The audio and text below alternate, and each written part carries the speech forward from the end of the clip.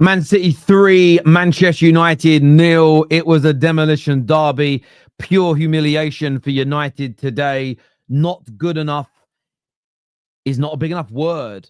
United poor with their final ball, poor with the finishing, ragdolled at the back. Manchester City walk away with 3 points. Thoroughly deserved in the end. But it's the same old problems for Manchester United. Some issues with the personnel in the team. Bad individual performances, no remedy from the manager as well. That must absolutely be said.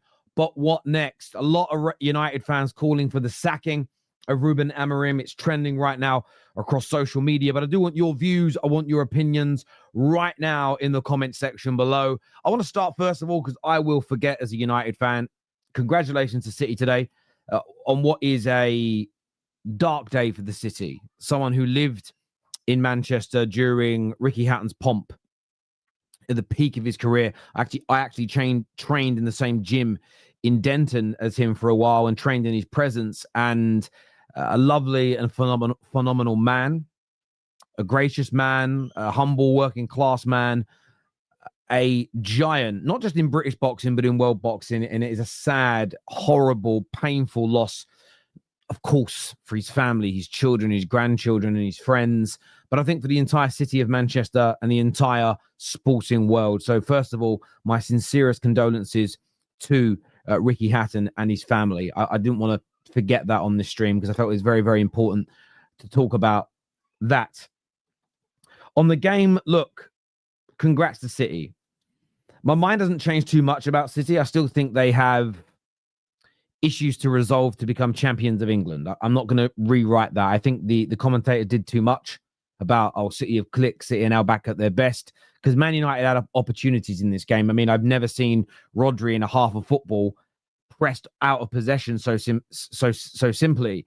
But Man United's lack of clinical edge and poor passing, we didn't capitalize or even create chances. They took their opportunities very, very well. City, the second goal, the way it was great play on the byline, did Man United's midfield. The pass into Haaland from Doku is great, but it was the way he ragdolls Luke Shaw, like he wasn't there. Just get out of my way, bang, and he finishes it. The third goal was us chasing the game, and I started to get flashbacks to the 5-1 at Old Trafford all those years ago when we were trying so desperately to get back into the game, but leaving ourselves vulnerable. And I actually thought that was bad management by the team and Ruben Amorim, because we didn't need to chase it that hard at that point. And once that third goal goes in, it's completely and utterly over. And you saw it was on the 61st minute. I wanted to check the minute. The save by Donnarumma. By the way, the people that laughed at City for signing him, you fucking idiots. You absolute idiots. The man is an alien. But I didn't think we needed to chase the game when we did. But look, City, they deserve the win. There's no doubt about it. They'll have a very different test this week against Atletico. They'll have a very different test against Arsenal, and I think we can assess them a little bit more at that point. But worthy of their win today. Congratulations to them. I'll eat humble pie on that one because I did fancy us to beat them or be able to get a result there. And that's why I am so angry. I'm so fuming. I don't even know how to articulate it properly. I'm so annoyed at Ruben Amorim, and I'm so annoyed at these players.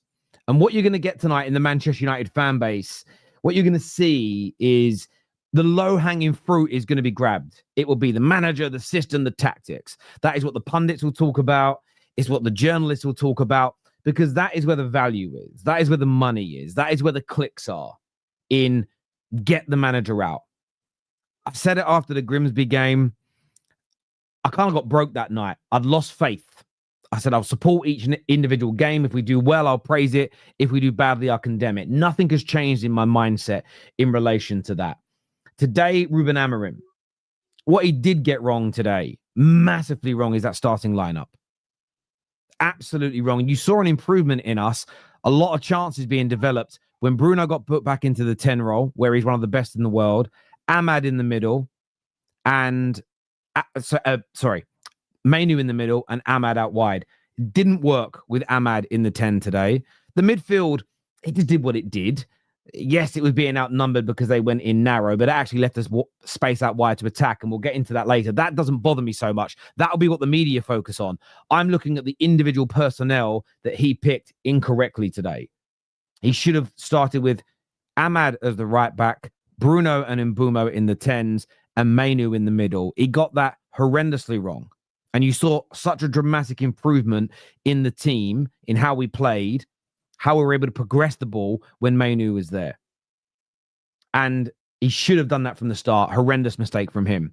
I also look at Ruben Amorim, and I look at it from the perspective that he keeps making these substitutions at centre-back. And I just don't think we need to keep messing with that. I feel the reason that third goal went in is because you've rejigged the back line as well as other areas. It's like a whole new team out there again. There was just no need. There was just no need. I don't think Maguire coming on was going to help us win the game. Maybe if you're throwing him up top 10 minutes to go for a header, yeah. But it made no sense to do that. And he does it too often. And these players have got to build relationships with each other through adversity as well. And I thought those two things were massively wrong from the manager today. Should he be sacked? A lot of people will say yes. Could I see us improving in a 4-2-3-1 or 4-3-3? Yes.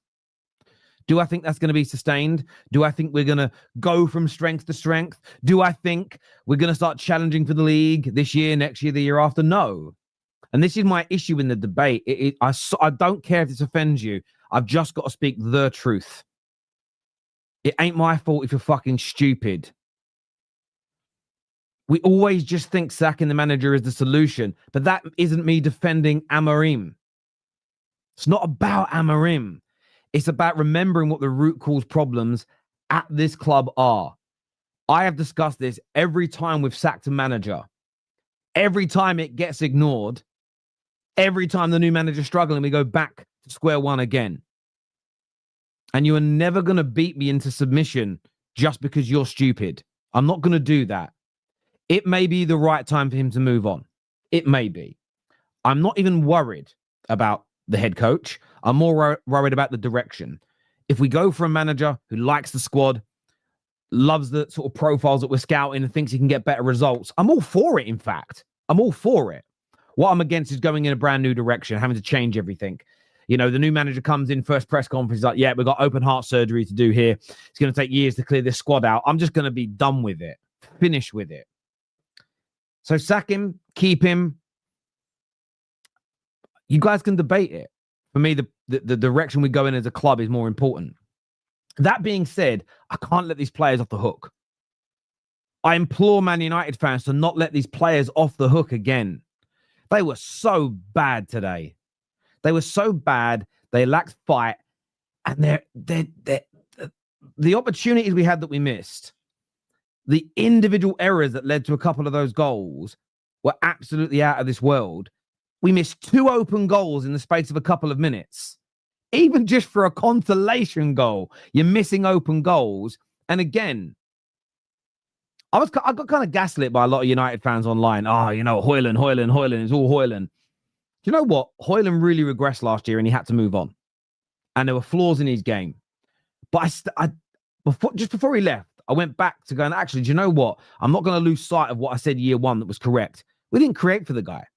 Again today, what did we create for Šeško? What did we create for him? Nothing. Not a single ball across the 6-yard box for a tap-in. Not a single ball when he made runs. And he made many, many a good run. Not a single ball threaded through.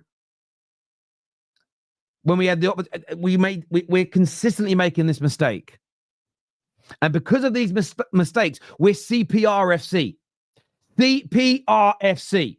We breathe life back into every single goddamn opponent. City started today's game. They weren't very good. First 15 minutes, we had the ball. We were getting it into good areas. There was 3 occasions, and what you'll get from Man United fans that want Amorim out and they lie that it's the sole solution to the club. They'll ignore all of this. I'm not. But again, I want to reiterate this for the silly people. This isn't about protecting Ruben Amorim. Mods, anyone who says it is, block them. I'm joking, actually. Don't block them. Let him speak. I'll name him to you. 4th minute of the game, Man United press Rodri. They win the ball off him. The ball's given to Ahmad. There is miles of space for Mbeumo on the right-hand side. O'Reilly's gone forward. Ahmad, simple ball needs to be played in. Overhits it by a country mile, goes out for a throw. Okay? 4.5 minutes later, Dorgu gets the ball. We press again. We win the ball back. Great pass out to the left-hand side by Bruno Fernandes. Šeško is in the prime position for a striker. He's in between the two centre-backs. He's running towards goal. They're kind of half looking at the ball, looking for the player. They're off balance. Cross that ball into the centre for Šeško. Unless it's a great save or a terrible miss, he's going to score.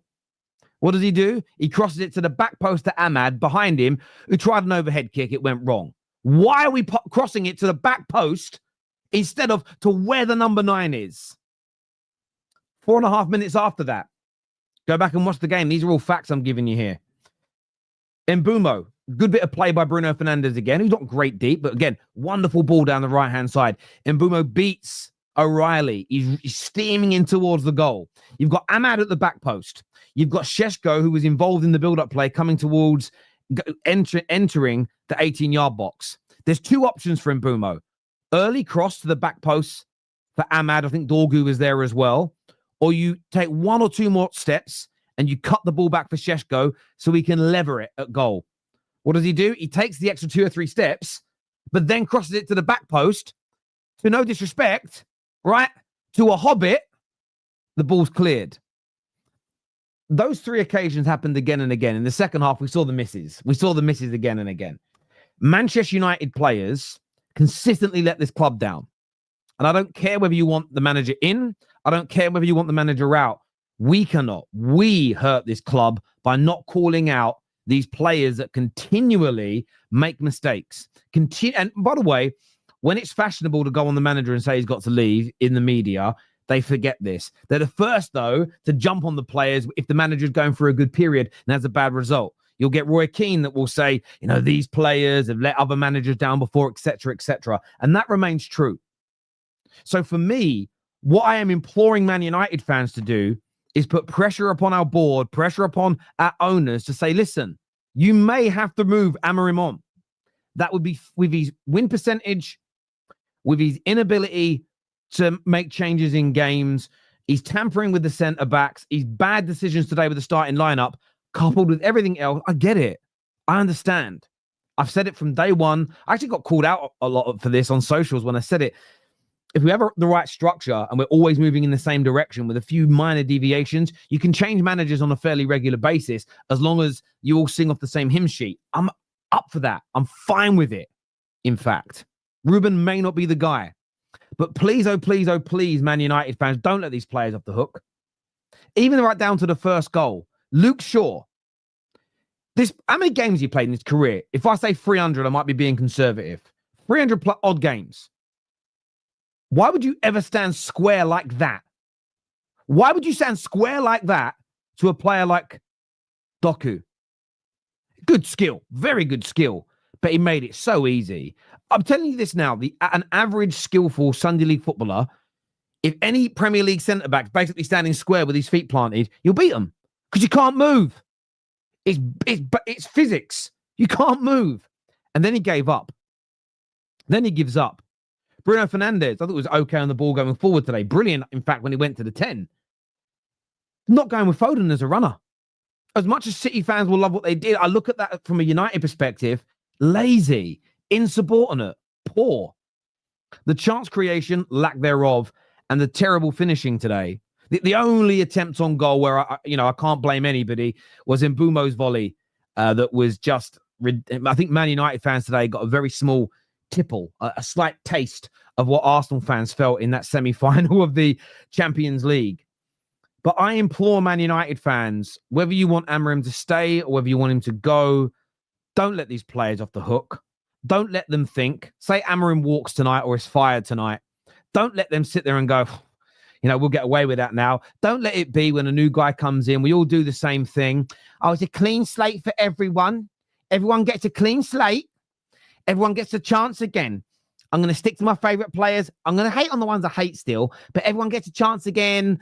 Do you ever see the Ali G film when he's doing the hunger protest and he changed himself to a post, and the journalist turns up with a box of, I think, McChicken nuggets from McDonald's, and stands there with him in front of him, and he sort of says, "Chicken dipper," and he bites it and eats it. And the journalist says, "Right, that hunger strike's over. Let's leave."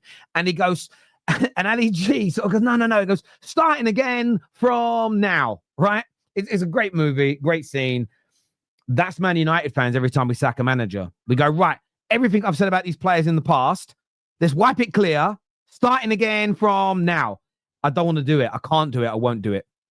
Because if these players are not made by the fans and the ownership to know that even if a manager's sacked for the bad results and performances, if they're made to feel they're safe and they're going to keep getting more and more chances, we will never get better to the degree that we want to. We might improve the win percentage by 25, 30%. We might get in the top half and back into Europe, but you're never going to get to that pinnacle that we all claim where we want to be. We must not ignore that. Today was horrendous on every single level. We are CPRFC because we breathe new life back into Man City today. They'll go into their next couple of games with so much more confidence, and we shouldn't have done it. A real Man United team, players with the right mentality, a manager who picked the right starting 11, I think sees them off. Sorry, I thought something was going to fall in my office. It might. Actually hit me on the head, knock me out. It might make me feel better. But from my perspective, I just feel flat and horrible after that. But I want to know what you think. I want to get your views. I want to get your opinions in the comment section below, people. Now, let's jump into some of your super chats here on the game. First comment here says, Terry, are you not going to congratulate City? Did it right at the top of the video. Get here on time, my friend, and you will have seen that. Let's jump here into some of these super chats that have come in. United are only 8 points off first, so why so much negativity? See, I'm not even looking. My frustration isn't even at today's game per se. It's not this season. It's not last season. It's the overall package. Man United fans are very good at compartmentalizing things and ignoring root cause issues and just focusing on the things they dislike today. I'm not going to do that. This is how I look at United. They're ADHD. They're drunk whilst being sober, and you ain't touched a drink.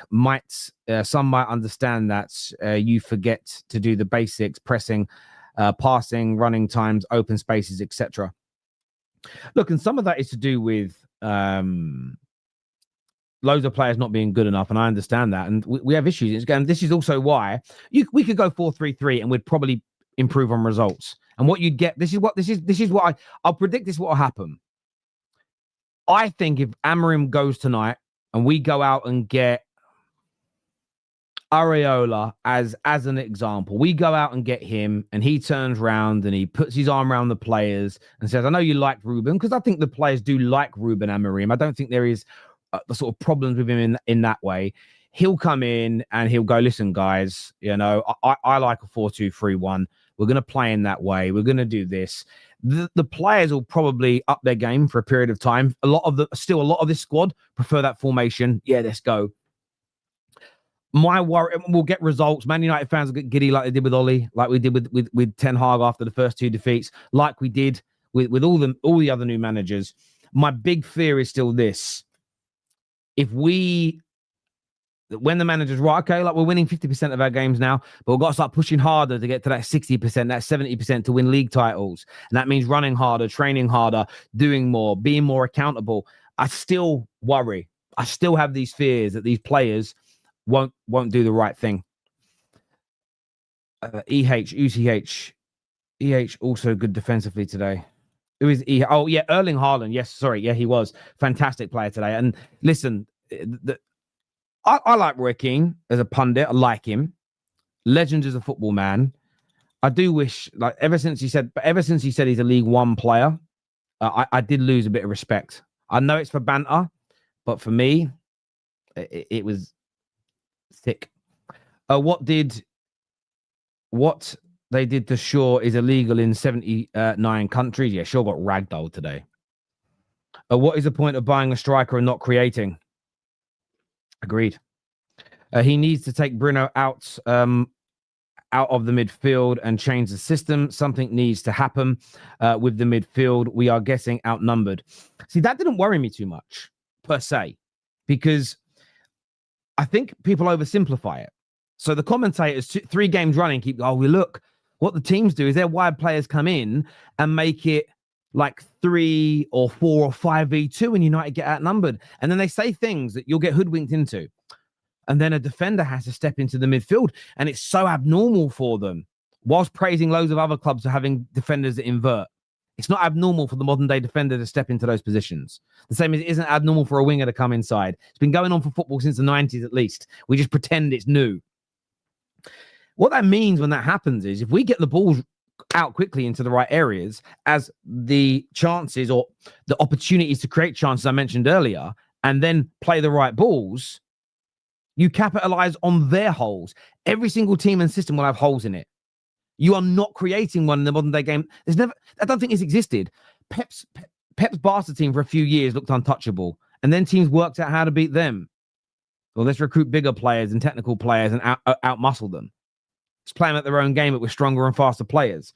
I'm not worried about that element of the game being outnumbered. What I'm worried about with Bruno in an 8 is you don't get the best out of him.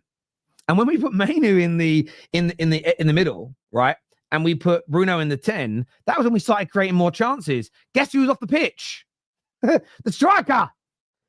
We started creating opportunities when we took the new striker off. That's the personnel in the positions, not the shape. And that's where I'm more angry at Ruben. I personally feel people are focusing on the wrong thing. Is Ahmad. People don't like hearing this, especially Ahmad's fans. I like Ahmad. You know, most of his goals and top performances for Man United have come when he's played right back, not when he's played as a 10. The fact he played on the left 10 today made no sense to me. Put Bruno there. Put Ahmad on the right. Because how many times did Maz get the ball out wide today and take 2, 3, 4, 5 more touches than he should have done?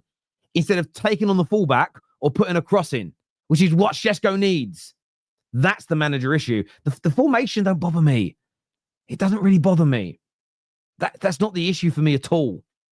Imagine this in the modern day game. Oh yeah, defenders stepping into midfield. It's so abnormal. I don't know why. You got to think about what they're saying here.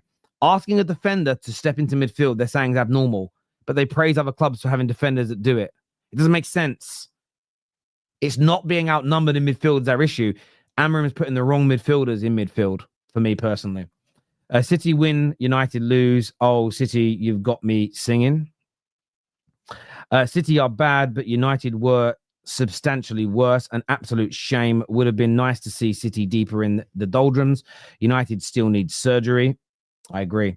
Open heart surgery at United. It needed at United. Yeah, our fans all think we need new teeth.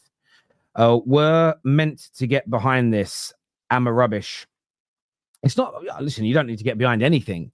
No one says you have to.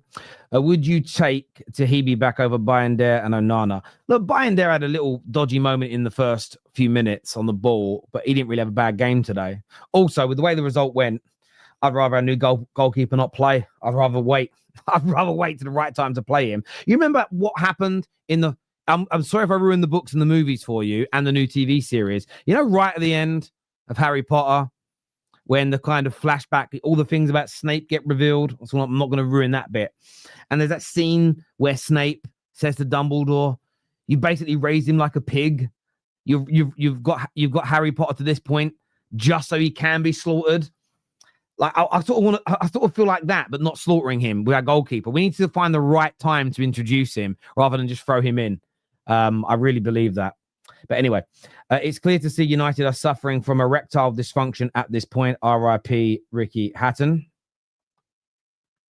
I mean, you shouldn't really be putting them both on the same super chat. No disrespect.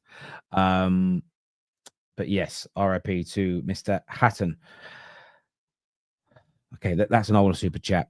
If United carry on like this, United will go down. If the whole club isn't resolved and sorted out, United are in a dangerous place. I don't think people realize how dangerous it is if it isn't resolved. Look, I don't think we're going to go down even if Amorim stays, personally. I don't think that.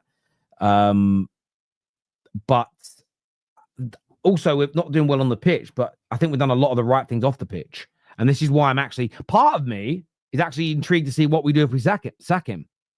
Because if we continue the form again, KJ will tell you this when he comes on. I don't know everything he's going to say, but the formation isn't overly a problem. The club have been very public in stating that they're not just buying players to play 3 at the back. They can play 4 at the back, 3 in midfield, etc. But it's about the profile and the manager wanting the type of talent we've been scouting for the last 18 months. So part of me almost wants to see it, so we know whether or not we are moving in the right direction. Because I'm telling you this now, if we go in a new direction completely, then we could go down. Because, well, there is tangible evidence. Because every time we've changed managers, we've changed direction. And we keep getting worse. So this is why I keep saying to people, that's my biggest issue with just changing direction again, is because the last 13 years, the trend tells you we're going to get relegated. That's why I don't want to do it. But there we go. We have our best creators up top, 0 chances created. We have 5 defenders at the back, conceded 3. We moved our most creative AM to central midfield, Man Utd benched. Look, I look at it this way. The 5 defenders at the back thing, it always makes it sound worse when you concede goals. But most clubs defend with 5 defenders. Most DMs drop back to either sit within the back line or sit just in front of it. It isn't really any different. And I think, again, we're getting far too drawn into this stuff. We really, really are. Same with inverting fullbacks. And this stuff's been going on for decades. We're only now overly focusing on this. Where you are right, David, is the personnel being in the wrong positions. And this is where Amorim is going to end up costing himself his job. There's 4 games now on the bounce. Bruno's been in the 8. He isn't good enough at that job. As soon as he went back into the 10, I don't care what anyone says. You're lying if you didn't see Bruno improve and Bruno start doing some really good things in the game. Man Utd goes into his natural position. Oh, look, we're able. Yeah, gave the ball away a few times, but that's going to happen. Yeah, personnel in those positions is wrong. If the manager gets his selections wrong every week and the game is and it renders the system useless, no matter how good it is, it feels like your version of Potter. No, I agree, but this is why I want Man United fans to, again, from my perspective, focus on the right things. Because some of this is wrong players in the wrong positions. Other elements are players not being good enough. And it's important that we don't forget that in the midst of that anger. Very, very important indeed. And because we have a massive habit of doing that as Man United fans. You know, I don't dislike Luke Shaw. But you know what happens every time a new manager comes in? We go, oh, Luke Shaw's going to play again. Yeah, he can't stay fit, lets us down a lot, makes a lot of mistakes. Don't forget he had a broken leg. Oh, well, I know he did 10 years ago, but that doesn't mean I want him to stay at the club now. And by the way, Luke Shaw's got history of terrible defending, a history of falling asleep at the back post. He's had loads of great games too, but he ain't good enough to get us to where we want to be. And I don't want us to lose sight of that. No one is saying get rid of the manager, will be fixed. What we are saying is this manager, and you said it yourself, doesn't put the right players in the right positions, yet we're shocked players are performing bad. But not every player is in the wrong position and they're performing bad. So again, it's about what my point is this, Joshua, that you may not have said get rid of the manager and we're fixed. However, when someone comes on my show, when someone goes on TikTok and does a video, when somebody makes content and all I hear them talk about predominantly is sack the manager, the system don't work, he's a fraud, he's a bum, he's ruining us, this is terrible, when that's what they moan about, and when you ask for the solution, for instance, I don't know if David's coming on, but David said he'd take Jose Mourinho back and Jose Mourinho would fix us. When people say that tells me you think the majority of the issue is the manager. When I say, oh, so how do you think we can be fixed? What are the other issues? It will happen when people, and I'm going to try not to challenge too many people today because we've got a lot of people backstage, or even ask for clarity. I'm just going to let you guys make your minds up in the chat. But when I say, oh, what did you make of Shaw today? I don't really blame, I'm giving you a hypothetical. I don't really blame Shaw. It's a system. Oh, what do you make of Amaz's bad performance? Yeah, but I can't blame him. It's the manager for doing this. When that's the rhetoric, you don't need to specifically say, we'll get better with a new manager. Amorim's the biggest problem. You're implying it with every single thing you say. When you get people that will go, I don't think the manager's good enough. I think he's making mistakes. But equally, this player ain't good enough. This goalkeeper isn't good enough. That's a big issue. Also, let's not forget the owners. We still didn't buy enough this summer. We still could have done more business. We still didn't get players in early enough. It's when we start ignoring. how many times have we sat here on this channel in the last 12 years? And every single time it starts going wrong at the club, if anyone goes, we can't lose sight of the real root cause problem, which is the Glazers. The Glazers don't pick the team. The Glazers don't coach the team. That's my issue, Josh. And I know that isn't you personally, but that's my problem. Me and Goldbridge spoke about this back in May. We said if we start the season badly, everyone will forget the Glazers. They'll forget things Ineos have done wrong. We'll forget the players that are performing badly. And we follow the same pattern every time where we become hyper-focused on the head coach. And then people like me, myself, Danny Devil in the Details, Canadian Cam, Indiana, KJ, Neeks, Sunshine, consistent United fans who've been on this platform for 5 to 10 years will say, yeah, the manager's got to go by now, or yeah, this is an issue. But don't forget all these other things that have ruined the club. Watch will cook. We'll be balling out of a new manager. Sometimes we start well. Sometimes we start slowly. Sometimes we win trophies. But we all say when we appoint the new manager, but if we don't get rid of the poor players, if we don't get rid of player power, if we don't hold players to account sometimes, if we don't stick with a system or a direction of operation, if the owners stop spending and investing for certain periods of time, if we start buying commercial players, I'm naming all the things that go wrong. If that happens again, this new manager will foul. All those things happen. The new manager starts to foul and we go back to get rid of this manager. This team would be so much better without him. Are we forgetting all the other problems that are still at the club? Why are you defending the manager for? That's the cycle we go through. How do I know? Because I've been here since the start.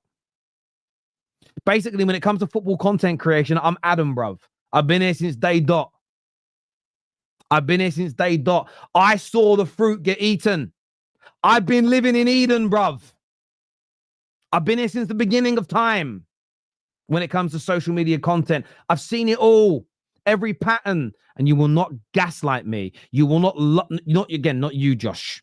I'm just talking in generals here. We cannot lose sight of the root cause problems. We do it every time. I'm not letting it happen.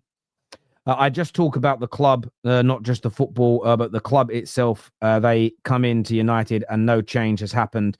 Again, I wouldn't say no change has happened at Man United. There's a lot of new things that are going on, but we haven't improved this on the pitch. So, and the manager takes a big responsibility for that. Because I do think this squad is better than where we currently sit. However, I still don't think it's as good as people believe. I still think we let too many players off the hook. But you got to remember, we're still bringing Maguire off the bench. We all wanted Maguire gone 4 years ago. Just want to put that into context here. Again, I could be wrong. I could be wrong for the first time out of 8 managers we sack. This could be the first time I'm wrong, to be fair. Been right. Everything I've said about the previous ones and sacking them and what will happen in the future has been spot on every time. Terry, what about our XG today? XG weren't that bad. 1.5, 12 attempts on goal. Should have scored. Missed 2 open goals. That element of the game was all right. The players, again, were crap in that area. Maybe it's the coaching. Maybe. Same players that were fucking up under the previous manager, but it might be the coaching. You could be right. Right, I'm bringing the panel out now. Love your calmness, Terry. Helps me keep my head. No, I wouldn't say I'm calm. I'm in a bad mood. But like I said after the Grimsby rant, like I don't think it's humanly possible to rant like that after every time a team gets a defeat. It's impossible. The people that do, I don't think, especially after the fact. I think those people are performative and faking it. I don't believe you're that angry after every... Not when you've had as many defeats as we have in the last year. It don't make sense. It don't make sense. It's not humanly possible to be that angry all the time. Nav says, sorry, my bad. R.I.P. Ricky Hatton. Yeah, listen, as I said at the top of the video, and I'll say now before bringing the panel out, a very sad day for the city of Manchester, the country of England, Britain, and the whole world when it comes to sport. Ricky Hatton was look, he had his demons, and none of us know officially why he passed away, why he moved on today. Looking at a lot of the posts from other boxers and trainers that were very close to him, it may, and I'll be very careful with my words here, it may have had something to do with his depression. You know, he's had previous attempts to take his own life, and I don't know what hope it is. I don't know what. It's not about me anyway. It's about his family. You know, he's had his dark moments. You know, this was an athlete who I don't. If you're not of the generation that watched him in his pomp, when I lived in Manchester, he bought the city together. It didn't matter. He was City. He wore sky blue everywhere he went, but everybody loved him. People didn't care if they were Reds, if they were Blues. When it come to Ricky Hatton, everybody, it was Manchester. And I lived up there during his pomp. I trained in the same gym as him in Denton. Like, he was in a boxing part. I was there doing weight training and conditioning training. And I trained in his presence a few times. He actually saw me hit a bag once, and he went, "Not bad." And I really thought he meant it. And it turned out he was just saying no. He was just being polite. I got told by the owner of Better Bodies Gym, which was the weight gym next to the Phoenix Gym, I think was what the boxing club he was at the time was called. But yeah, like a dark day for Manchester and for this country and sport. And listen, RIP to Ricky Hatton. Condolences to his children, his family, his grandchildren, and everyone who knew and loved him, because he's an icon of British sport on every single level. Time to bring on the panel now to have their say. And there's a lot of people. There's a lot of people. So I'm just going to move this off my screen. This is where I'm going to sit back and chill a little bit now. Might even just get KJ to host it and just sit here. KJ's here. We've got Luke. We've got Kel. We've got Sunshine. We've got Lou. We've got Cameron. We've got V. Who else we got here? I'm trying to get all the United. We've got Kojo. We've got Ash and we've got Aiden and Seb backstage. We're going to bring more of you on. I just don't have too many on screen at once. I can see you guys all back there. I'm normally going to KJ first when I bring him on, but I'm going to go to V first, because we've had a lot of section on the Man United. Massive win for City today. Congratulations, first and foremost. Give me your thoughts, please. Yeah, I appreciate that, Terry. Listen, Derby day. Out here, I got to deal with an 11:30. I know it's not mad early, but it was a great way to have the Sunday. I was nervous going to this game, had a lot of concerns. I've been hearing it everywhere, guys. I've been seeing way too much optimism from United fans with regards to this game, and it started to seep in. It started to affect me. I was like, too many of them think they're getting a result versus this. Too many are saying we're vulnerable. Pep, the players. I'm so happy with how they responded today. I said right from the jump, I want to see every player going for a 50-50. I don't want to see anyone being shy on any tackles. I just want to see us fight. And the players that know this derby best and have always shown up, Holland and Foden. Incredible performance from these guys. When we were talking in the Manchester City group chat, I was like, listen, can we get something like what they did when they both had hat tricks? Can we get that type of performance? And it wasn't 2 hat tricks, but those guys were on point. And Doku brought over that confidence, international play. Cooking. No goals, yes. If you guys want to hold the no goals from our wingers over our heads, that's cool. But he was cooking, he was providing assists, and he was releasing those passes that made Holland so dangerous. As impressive as Holland was, he should have had 3, maybe 4, maybe 5. He should have scored more than what he actually did. So I'm happy with it, but I'm not getting gassed. I'm happy. Don't get me wrong. I'm happy, but I'm not getting gassed. This is United. This ain't United. This is United.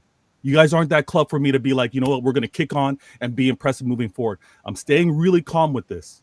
You guys aren't the measuring stick for me to really say we're playing well. I can't really go off this performance and say, you know what, I'm confident with Napoli, I'm confident with Arsenal, but I'm taking this derby win. We weren't the club. We weren't the trivia club to be like, which club gave United their first back-to-back under Amorim? I'm so thankful that's not us. I'm so thankful that's not us. But this game, Terry, the questions were kind of answered with regards to Pep changing things up, looking to adjust things to get the best out of these players. And if we can continue to just keep this momentum, I'm just going one game at a time. I think I've got 2 wins right now. I'm 2-2. Let me try and be in arm's reach. Burnley tried to do me a favor and keep me in arm's reach of Liverpool, but they weren't able to do it. I'm taking one game at a time. And that's ironic to say arm. Right? Right? I'm just taking that one game at a time. It's ridiculous penalty late in the game.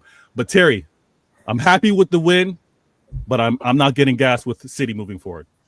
And do you know what? I do think you're being very fair there, because it's hard. When I say it as a United fan, people will just go straight to the basic bitch, like low IQ. You're being salty. I don't know how much today was City being absolutely amazing and Man United making some catastrophic mistakes as well. I think there's a combination of 2 in there, if that makes. I mean, like your third goal, for instance, it wasn't even that good a press. I don't know what we were doing. That being said, You got the job done. You know, you got 2 big games coming up. If you win those, that confidence can certainly grow. Kel, what did you make of your boys today? Because obviously you were very outspoken and fuming after the previous 2 games. The improvements enough for you today? I needed 3 points today, and I got that. I didn't care if it was the ugliest win of all time. I desperately needed 3 points. And to be fair, they got the job done. I went into this game very pessimistic. I'm on the record on some previews. I thought this was going to be a 2-2 draw. I thought this felt like a trap game to me. And Pep kind of changed it up, and it worked today. I think having Joško Vardiol back in the game just completely transformed the back line. We've missed him a lot. He didn't feature in the first 3 games, so to have him back was massive. So I loved him. Diaz looked way more confident. And then having Husanov at right back really helped nullify any kind of pace threat you guys might have. I have to say, Mbeumo, oh, God, he was absolutely dog shit for you guys today. Sorry for the language, but he was really stinky. But I've also been very critical of Jeremy Doku. I've said he needed to step up with Marmoush being out, and Jeremy Doku listened to me. He stepped up big time today. He created numerous chances. He got 2 assists. I think he should have had 3 because that chance he created for Tijani Reinders in the first half that went straight to the keeper, that should have been a goal. Yeah, you know, and our boys, our local City fans, Holland and Foden, they hate Manchester United, and they showed that again today. Foden with a great header and Holland with 2 goals. Holland could have had 4. I'm not going to lie. He scuffed a couple of chances in the second half, but just a great win. I needed a win. I'm not going to get too excited. Like I said, just 3 points. I'm just going to contain it in the moment, but yeah. I'm very happy to get a win just because of how I had to fester on that Brighton game for 2 weeks. So it just feels nice to get 3 points, and we'll see what happens next game. Do you know what frustrates me? I know Luke is kind of new to the terrace. I'm not sure how much you've watched of it in the past, but V and Kel have been here a while, and I've always been someone that's been I've only been protective of Erling Haaland because I didn't like, from a footballing point of view, the way he's been spoken about, I've always felt was a bit shitty, the League One stuff, and the way he was always people ignored what he was doing internationally and what he was doing at Champions League level just to go, well, he got goals in Austria, it's not going to compute. If you actually watched him play ever before he even joined Dortmund, you could see what he had in him. He got 8 goals now. I think he's joint with Rooney and Aguero in these Manchester derbies. But you know what pisses me off, right? Look how many derbies Rooney and Aguero played, both world-class football players, and they got to 8 goals because our teams were so much closer back then. Well, I'm not saying he wouldn't have got goals in these games. But what troubles me, and this is where I'd love to sit down in front of the board because it's purely a Man United perspective on things. It's like Haaland's amazing, deserves the goals that he gets. I'm not taking anything away from him, but I'd be saying to them, look, how can a player in 3 years of playing against us have matched and surpassed what all these greats have done over decades? This is on the way that our club's been run and how big a gap there has been for the past 4, 5, 6 years between our 2 clubs. And I hope you understand I'm not taking anything away from Haaland. I'm looking at my club and saying, you're taking the fucking piss here. Records at 8 goals in derbies was looked at as ridiculously amazing. We're so crap now, by and large, when we play you. It's infuriating. I just wanted to say that because I see it stack them up on my screen, and it pissed me off. But I'm curious what Foden has, because he seems to score 7, a lot in derbies. 7. Yeah, 7. Pretty but good. That's my He point. was a 10 today. He wasn't even out on the wing. And no disrespect to Foden and Haaland, both are amazing, right? I wouldn't sit there and go as footballers overall. I wouldn't put them as being light years ahead of Rooney and Aguero, but yet they're on par with the amount of goals in these derbies. It's as a finisher, Haaland's better than all of them. It's just frustrating for me. Luke, what did you make of City today, my friend?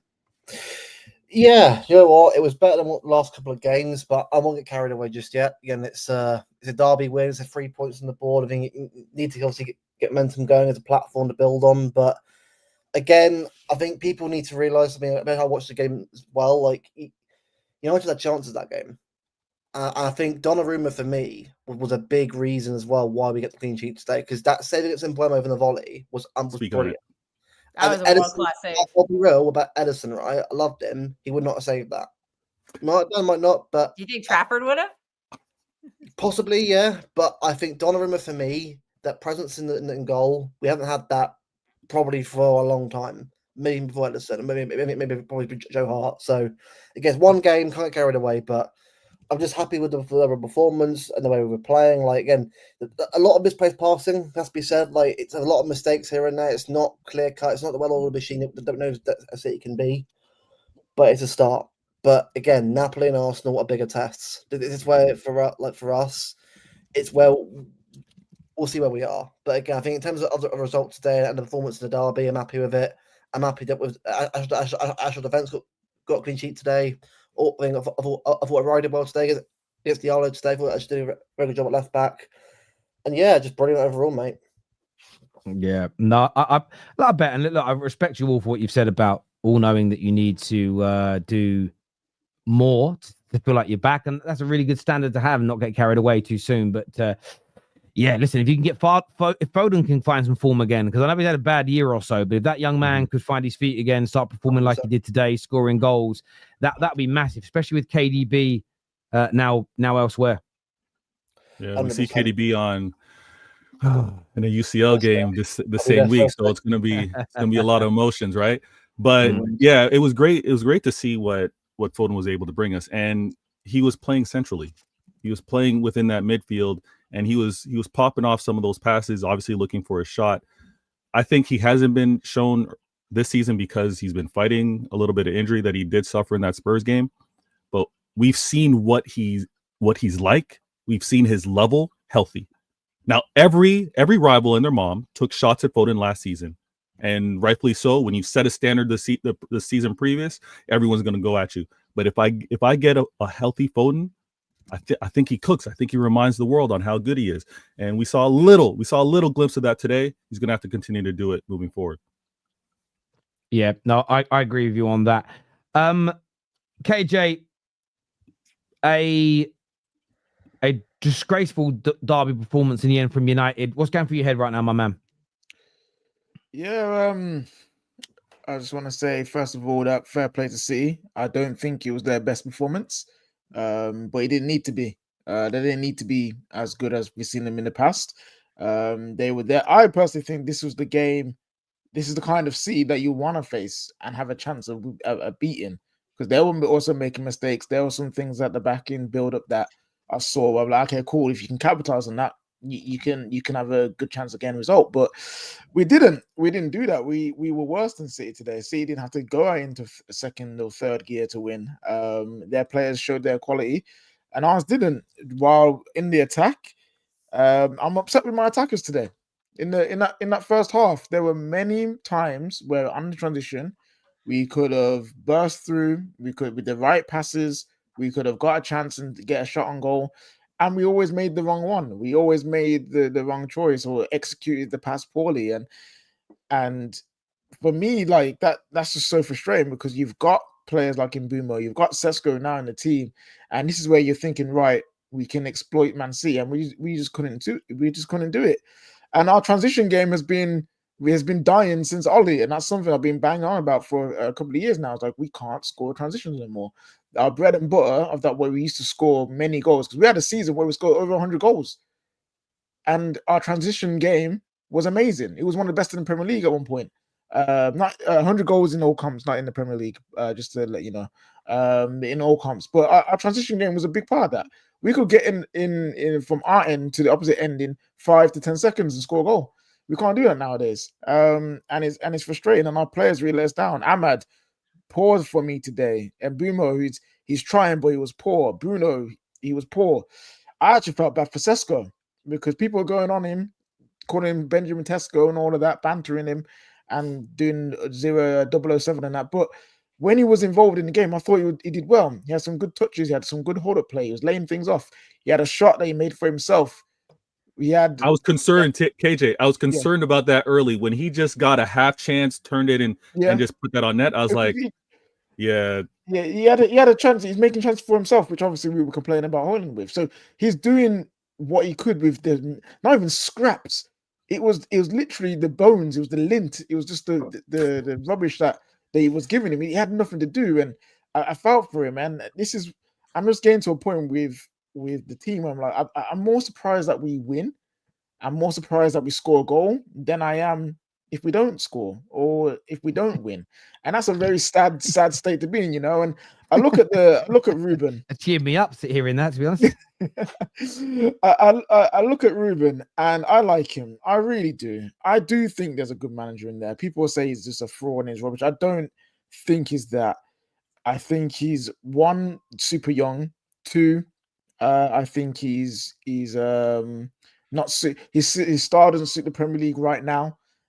Maybe if he changed things, then we might see a difference. But the biggest thing is he's stubborn. He doesn't want to change things. I believe he can. There's a difference between if I didn't think he was capable, but I think he's capable.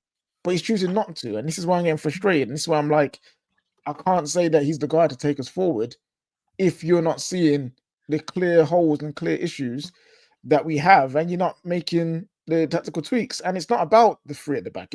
I don't really care about that. Would I prefer four at the back? Yeah. Would I prefer 4-3-3 or 4-2-1 or 4-3-2-1? Yeah, I would.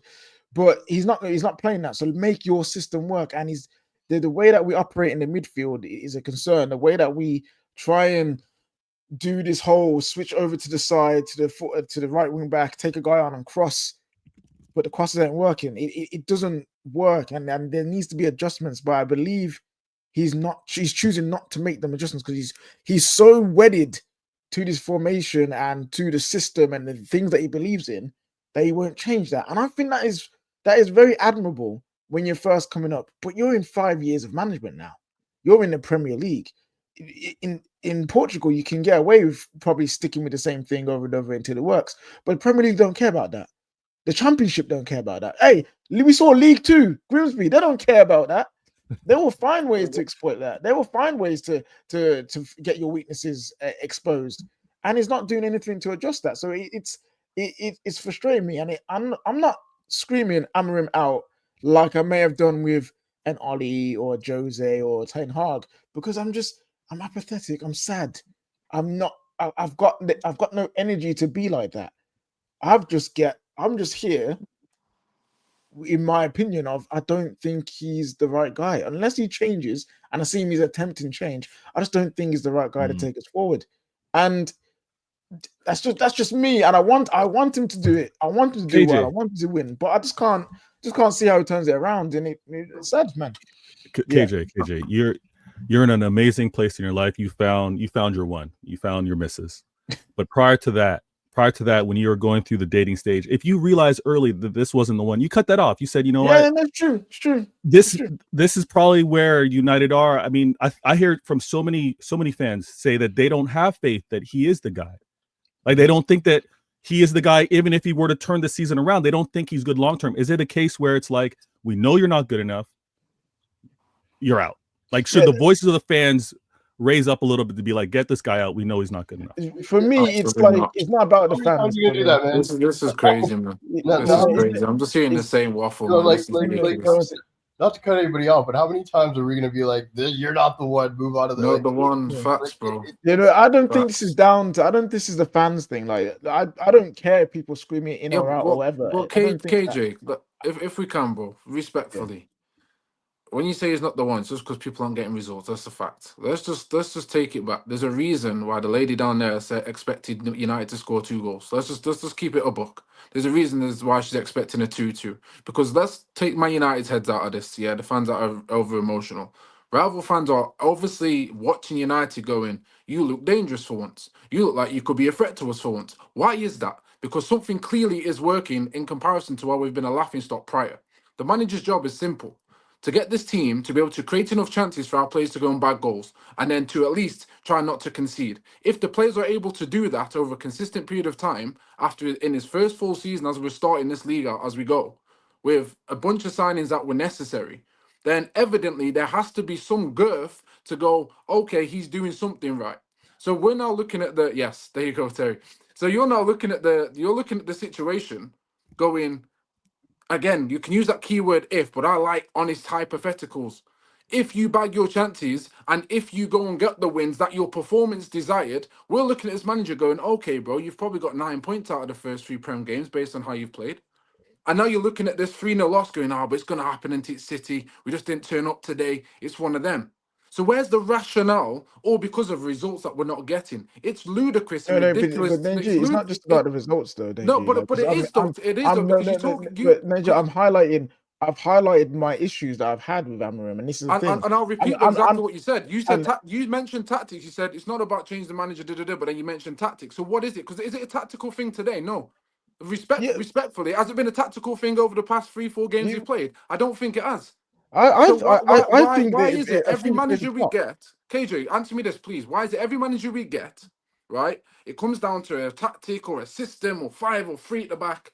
But then the glaring, obvious situations where we're not getting our 3 points is because we're not scoring the damn goal. 24 for 4 seasons, I've been preaching this for the longest. So I'm sick to I'm getting sick of our fan base now, getting to the stage. I'll be honest.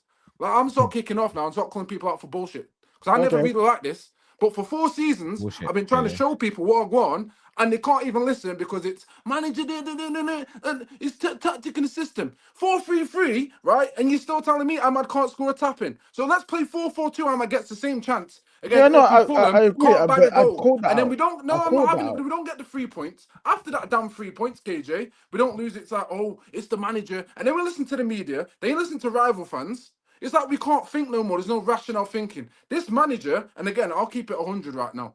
Today's the first time it's my first red cross on the manager. Out of all the games we've played, this is my first red cross on the manager. And I very rarely go to man. I always say I hold managers accountable when they should be accountable for certain things that they need to be happening. That starting lineup was trash. Absolute trash. I respected the fact he played Mazraoui. I respected that, because I understood what he brought. But at half-time, when it wasn't working at 1-0, you're thinking, we're going to be in for a long day here. You literally should have put Ahmed back in the position that he's been doing well in. Like it or not, whether you think he's a 10 because he's a techie baller, he's been dominating on that right wing. You put him there, you put Bruno back in the 10. Seshko would have had a lot more opportunities with those in those positions. And then you play Kobe in that midfield. Ugarte should not be starting games. And again, that's something you've been right on and many others. I've given it a bit more patience and time. Today, I'm saying no, he should never be playing again. Respectfully, because he's not good enough. It's a simple fact. You look at Bruno in the 8, and when he obviously let Foden go from the closing down and then from the header, you'd ask yourself, well, if Baleba was there, would that have happened? I don't think it would. But he shouldn't be in that 8 position. So respectfully, Amorim needs to hold big smoke, because he's made some changes that are completely different to the games we've been playing before, that have actually been creating enough chances for a Seshko to go and bag goals, and have actually been able to perform at a decent standard we haven't seen for a while. That's been giving us a level of hope, if we're being honest and objective here. The fact he's gone completely away from that against Man City, a lot of you just said Man City didn't have to play well. They were 15th before we come into this. They weren't playing very well. They were there for the taking. But you've gone and switched everything else and give Man City a little handout, because they have got a bit of quality in Haaland. They have got a bit of quality in Foden. So no, Amorim today can get absolutely all the smoke in the world for today's performance. But I'm not sitting here pretending like this performance has been the same as it has been all season, and like we haven't deserved 3 points based on how Amorim's been able to set us up. It's a load of bullshit. I'm sorry, it is. No, I'm just calling it out as it is. But in the context of today's game, he was bad. To be fair, like in the context of today's game, into the context of I hear what you're saying, son. Absolute facts. We get it, and it's like I guess I'm on the other side, because I don't know who Vader's been talking to, and I guess other people. Maybe I'm calm because I knew we were getting smoked. I'm sorry. Yeah, because they lost. Like I said it to everybody start of the week. I'm like, I don't know why people are talking like they're there for the like they just lost a game that they shouldn't have coming into the Manchester derby. Like there was no fucking way we weren't getting smoked. Like if you've been watching United for like if they had won that game, I'd have felt way better.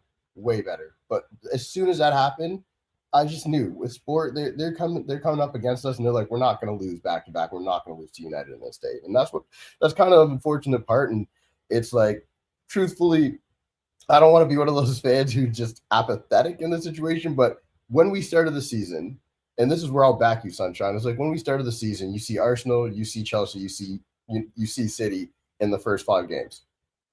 I'm sorry, if you looked at me and said for a second you thought we were winning any of those games, and you haven't even watched ready to play. It's like it's one of those things where I only get frustrated where it's like I understand people are like, oh, your standards are low, this or that. It's like, no, I'm realistic. I've been watching the games, I've been watching the teams. Like, no world should we come into this year thinking we were going to beat those teams. In my opinion, that's just how I call it. It's how It's how we're gonna put. I'm sorry, it's the facts, man. If you told me, but the thing is, I know why you feel apathetic in that way, and this is interesting because I got called out on the super chat earlier that said, you said they cannot be angry all the time, but yet you predict United to win even after losing to Grimsby. He said that's hypocrisy. Can I just ask 8 of you on the panel? Does that make any sense to anyone, or am I misreading that because I'm dyslexic? I don't. My point was, I don't think, as angry as I was after Grimsby, I don't think with what's happened at United in 13 years and how bad we've been this last 12 months, I don't think it's normal to be that angry after every defeat. Hypocrisy is the opposite. Hypocrisy is the opposite. If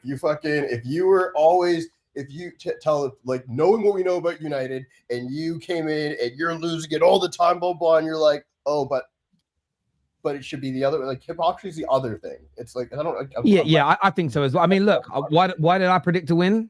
Because again, I still in the game saw the opportunities where we could have, everything I thought was going to happen presented itself. We just didn't take it. We had the opportunity. I watched a video earlier on today, and this guy, it was funny, right? Two young girls at some bar, and this girl's got a tattoo with a date on it behind her neck. And this guy at the bar says, I can't believe your tattoo. She goes, what? He says, my best friend, his birthday is the 2nd of February, whatever. And she goes, oh my, and before she's like, almost like, she got goosebumps. He goes, no, it ain't. My birthday's in May. And he's like, bruv, you just missed the greatest assist of all time, right? That was Man United today. We how many times have you seen Rodri pressed off the ball the way he was today? Not very often. Every time we did it, and this is where Man United fans upset me, is we will criticize Bruno for overhitting a pass, never Ahmad. I understand that Mbumo's new to the team, but he still needs to be criticized. When he had that chance to cut it back to Šeško that's running into the box unmarked, and he tries to cross it long to Ahmad, it's got to be criticized. Why are we allergic to passing to our center forward? It's absolutely crazy to me. So from my point of view, everything that happened in that game, I felt it would. I knew, by the way, I thought City could score. That's why I said 2-1. But even when we started conceding the goals in the second half, especially the third goal, I'm sitting here, and this is where I wish to do watch-alongs. I'm sitting here, and I'm like, this reminded me of the 5-1 at Old Trafford. I'm like, why are we going gun-ho when there's still 40 minutes to play and leaving ourselves that exposed at the back with Erlen fucking Haaland? It made no sense to me whatsoever, man. Yeah, I need to address something that you said, Neji, before you go on. Go on. About the fans losing their heads and why am I saying what I'm saying now?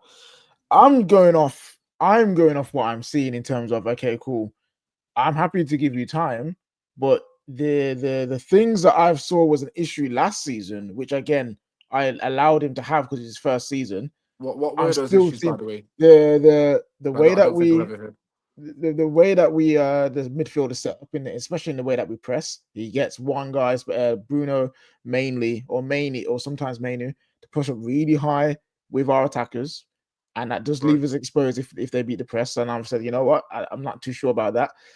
Just bring that back in while we're in possession. Again, he likes one of the 8s to one of the DMs to push up. I personally think we need to bring that back just so that there's not much space exposed.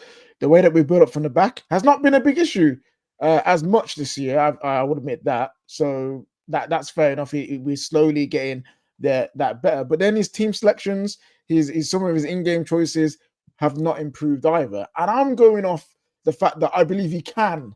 I'm not calling him rubbish, by the way, Neji. No, I believe you are. I'm just challenging. I believe he can make those changes, but he just chooses not to, and that's where I'm struggling. So what changes in terms of, obviously you mentioned the midfield and whatnot. I understand that, but I do believe that comes down to personnel, if I'm being honest, because it takes a certain mindset to play in that mid two and a certain set of how can I say, assets to be able to do what Amorim's asking. We all identified that our club quite evidently has been looking for a midfield and went for Baleba, and we're looking at Wharton as well. So it's not to say that the manager and the backroom staff haven't identified that issue, but he's got to play a midfield out there. That's a fact, regardless whether we like it or not. We've already spoke about the Kobe Mainu situation.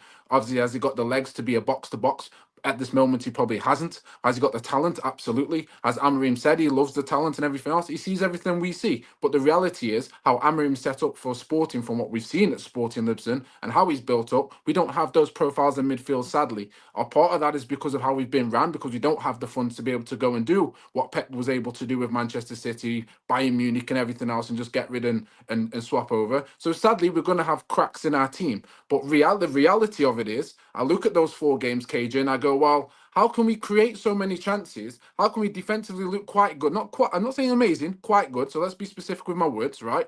How can we do that with a failing midfield, right? Creates all these chances, which looks amazing in the Premier League, but yet when it comes to the players to do their job, they don't, and then it's manager out. Where's this happened before? Oh, we did it with Ten Hag. Did I not go on a stream last season with you? I said the same about Ten Hag. Well, we are sorry, Terry, just quickly. Yeah. That we are not holding accountable the players at the right time. Therefore, you build everything onto a manager, and because he has to hold the smoke for everything, I'm not in that camp, because I like to attribute accountability where there is accuracy. And if a manager is getting us to play much better style of football in the sense of we're able to create more and defend better, then if there's no praise for that, but then when we lose a game, it's, oh, right, he has to hold all the smoke. I'm sorry, there's an inconsistency I cannot vibe with. That's you, that's cool, but I can't do that no more. I'm sick of the fan base doing it, because they're just running themselves into the ground and run a hamster wheel. Yeah, I understand that. Look, I think we can go back and forth and go around in circles and that for a long time, but I want to speak to some of the other panel as well.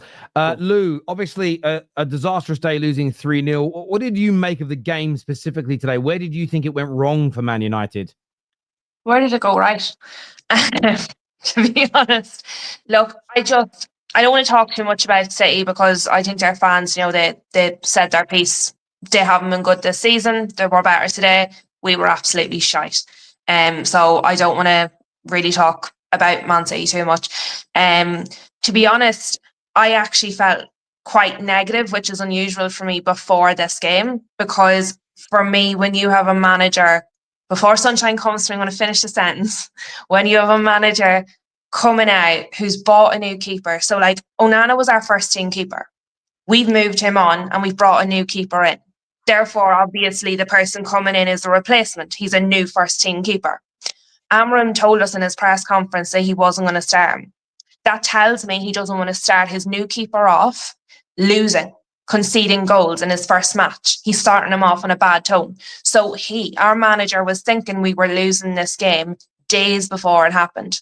Otherwise, he would have just played Lamans. He would have been confident to play him.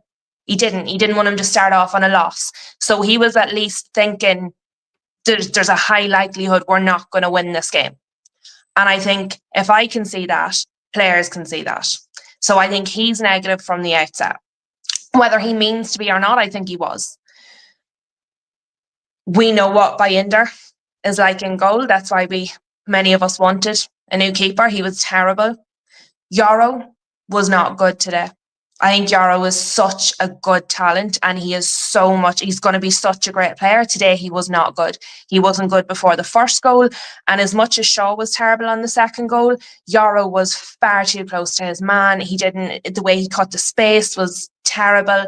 He wasn't good today. He really, really wasn't good today. And mental as it sounds, I probably would have preferred to have Maguire on, because if nothing else, we were getting corners. If nothing else, Maguire is someone for the opposition to think about in the box, someone else to be marked. Do you know what I mean? Like, we all know Harry Maguire has his downsides, but if we were going to win this game or get something out of this game, it wasn't going to be because we're the better team. It was going to be because we got something out of a set piece, or we got some luck, or we did something that was a bit different. Those are the kind of games I want to see the likes of Harry Maguire, who's trouble on a corner, who does things you don't expect a normal defender to do. So I wasn't mad on that. I cannot get started on Luke Shaw, because I will never finish. I will be here forever. I don't know why he's in our club, let alone starting matches. That's all I can say about him. Bruno, I'm normally heavily critical of Bruno. I don't think he was horrendous today. I don't think he was very, very good, but I don't think he was terrible today. I actually thought Ugarte was probably the best we've seen him in a little while, which was no good just because they played through us anyway. Dorgu was not good today. He was not good. I didn't think he was great last season. When we come back this season through pre-season, he's been good. Today, he wasn't here. He was terrible. Mazraoui, it was nice to see him back, but you can see he's just back. And Mbumo, I disagree with Cal so much, and a little bit with KJ, obviously. I thought Mbumo was the best player on the pitch, like for us, not out of everybody, but for us. I thought he was making things happen. He was fast, he was strong, he was positive, he was moving the ball forward. Yes, okay, he missed some things, but he was the most threatening player that we had on the pitch, and he was the only one from start to finish of the match that actually tried to do something. He was like a spark. And there was a point in the first half where he's running forward, he's going to cross it. There's nobody in the box.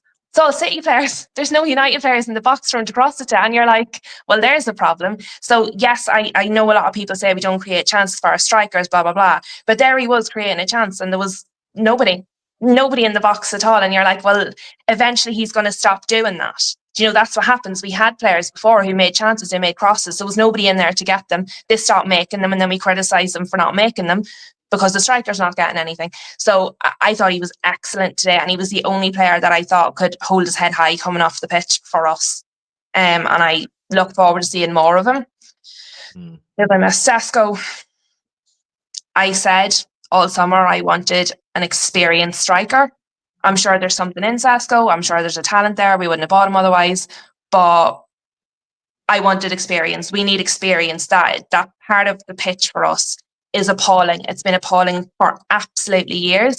And if they are going to have to live off scraps, if they are going to have to live off the occasional cross, they need to be really bloody good. They need to know what to do with that. They need to know how to get themselves into the game. They need to turn around and bollock the people who aren't making the crosses. We needed somebody with experience and with presence. And I don't think that's Sesko. I don't think we're the right environment for the type of player that Sesko is. And I've been consistent on that all summer. Who else? I'm sure I've missed people, but like for them, I just thought we were overall absolutely terrible. Really. long answer to say really short. I thought we were terrible. I don't think it's you sack Amorim and it gets better. I don't necessarily think you keep Amorim and it gets better. I want so badly for him to be the guy, but so many things are starting to happen where I'm like, is he though? I want him to be, but is he? Do you know?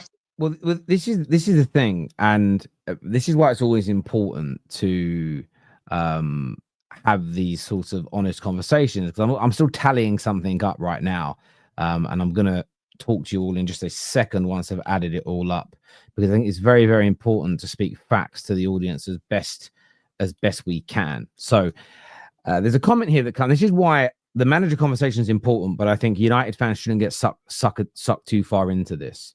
So the comment here that says, Terry, how is it not the formation and system problem when Amorim has 5 clean sheets in 31 games? So I've just added up the last, I think it works out 41 games of Erik ten Hag, and we had 5 clean sheets. Who played a different formation and system. And this is what Man United fans have got to remember. There are definitely mistakes that Amorim's making.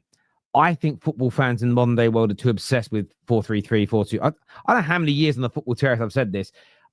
I don't really see much difference between a 4-2-3-1 and a 4-3-3. Man United fans and Arsenal fans debate for years. No, Odegaard plays 8, not 10. It ain't the same as Bruno. You look at the heat maps and where they touch the ball, and they're almost identical to each other. There's an obsession with what the formation looks like on the screen and not what you do in reality. This Man United team has been bad for a long time. Amorim may not be the guy to fix it, but this is where I think you're right, Lou, and this is where the conversation always gets really muddied. Is I think there are genuinely some people that think we're going to have a quick improvement and sustained improvement just by changing the manager with no bad runs of form, with no issues. This is still a broken club that is in the process potentially of being fixed. We've bought new players. I think we've bought some talented new players. But the fact that Luke Shaw's still out there now getting twined up, the fact we're still bringing on Maguire. I watched Arsenal at the weekend with injury problems bring on Martinelli and Trossard when they were cruising, and I looked at their squad depth and I kind of laughed to myself and was like, look at the state of that. Man United are nowhere near that. We're nowhere near it. Chelsea have got players out and have got injury issues, and they're bringing Cucureas and Palmers and the like off the bench. It's going to take us years to fix this. Real quick. Go on, mate. Sorry, because I got to go, but it's on that point because I got this one here. Jeez. No worries, man. Bed. Hello. Real quick on that point, it's exactly that. Like, you swap keepers today, just let's keep it 1,000. You swap keepers today, it's maybe 2-1, maybe 1-1. Because at the end of the day, I think Donnarumma saves the header. I do think he gets there. And there's no doubt in my mind that I think Donnarumma gets there. Like everybody's like, I understand people think we come down on our keepers too much.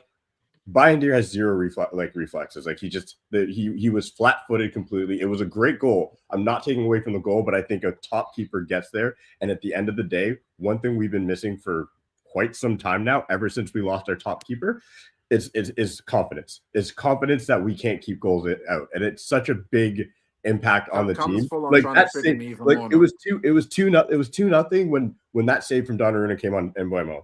It was 2-0. At the end of the day, that goal goes in. All of a sudden, we get our backs up. We maybe play better. That save was world class, and our keepers could not make that save for their life. And so one point I wanted to make is like we keep talking about change manager. We need to just start getting better players in positions that are the most important. Plain and simple. We went and bought a young striker, and everyone's going to blame him when he doesn't score goals. But at the end of the day, he's a 23-year-old striker, whereas Arsenal went and got a 27-year-old striker who was absolutely tearing the world apart.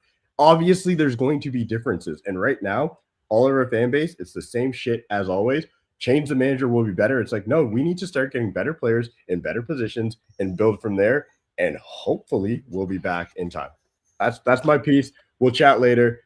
Crawford, all right, bro. No worries, man. Okay. Cheers, bro. Thank you, my man. English Talent FC here says, comparing other sackings to this clown who has 8 wins in 31. Ten Hag sacked because 4 points was slipping away and toxic.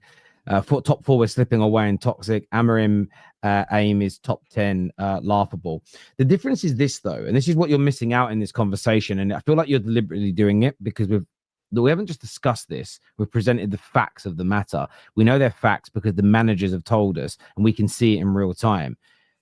The manager came in and got battered in his first 2 games, Ten Hag, and then completely kicked his system out the door and said, I'll adapt to you. He adapted, and we got a good 6 months, 9 months, won some trophies. And we went, oh, it's getting better. The following season, he started to try and implement his new style. Wasn't working. Crashed out of the Champions League. Couldn't make it into the top 4 as an example. We did win the FA Cup, which was excellent from us. But it was, and by the way, if you go back to that season, let's not forget the facts. We improved in our last 2 or 3 league games of that campaign because he then went away from trying to implement his system, plugged in what we call Ten Hag's Island in the midfield by throwing Amrabat in there, which we begged for him to do all season. And we actually played quite well, narrowly lost to Arsenal, beat Newcastle, I think beat Fulham in the final day of the season, and then won the FA Cup final. Starts again the following season, absolutely horrendous whenever he tried to implement what he wanted. Every manager at this club, when they've adapted, has had short-term success with the players at hand. As soon as they have tried to implement a system or a higher standard or more running or more working or demanded more victories and more professionalism, these players, either with attitude or a lack of ability, have failed. This is the issue I have with yourself, English Talent.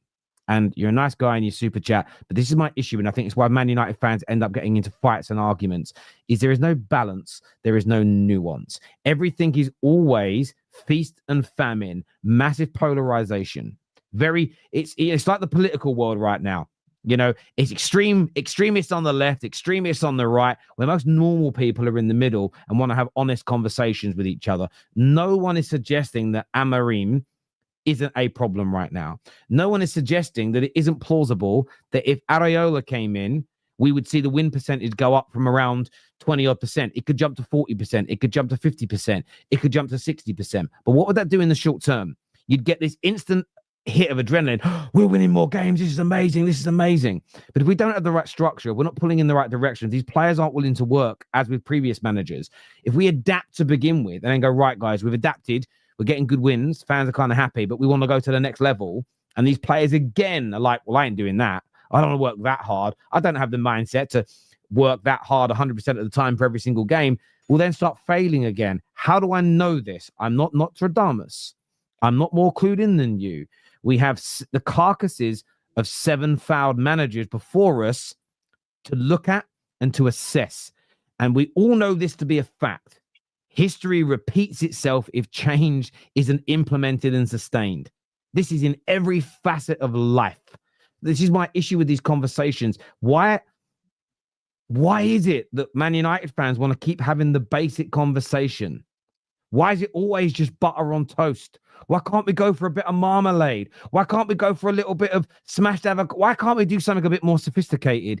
It isn't just the manager issue.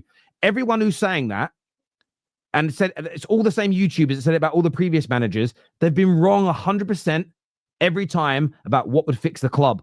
We're not going to do that here at the Terrace.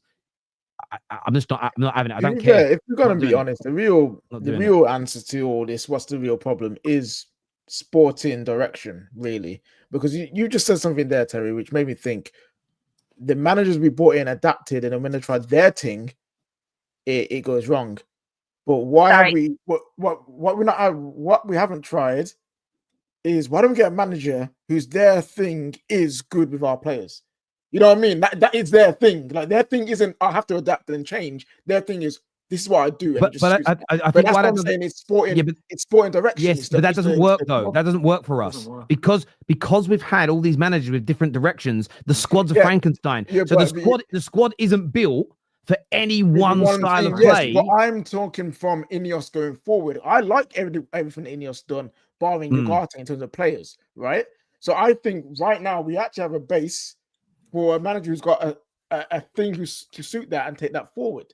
Now it'll be this. What I'm saying is a sporting direction. It's more on Ineos than anything, because it's kind of like, right, they've purposely brought in a manager that they know doesn't suit this squad, right? They've said it. They basically have said it. We're going to give this guy. We know it's going to take a long time. Like, we know that this is not technically the right way to go. Okay, cool. You can get that wrong. I don't mind getting it wrong. So if they sack Amorim, that's fine. But for me, it's like, okay, cool. Get the guy whose thing suits this team and suits this club and suits where you guys want to go and stick and doing that. That's what they're doing, though. They are trying to do that. But guys, I want to go to some of the rivals and Aiden, and we've got a lot of comments together. Sorry to jump in again. This is makes me laugh. This is, why did we push Ragnick out? By the way, if Amorim goes and the new guy comes in and we adapt and we start well and then he falls off, the same people will say, oh, we really should have just stuck with Amorim and gone through the hard times. That's what I know is coming, because it's happened every other time. We always do. The only reason you're not hearing Ten Hag and Ollie revisionism this week is because they've both just been sacked as well.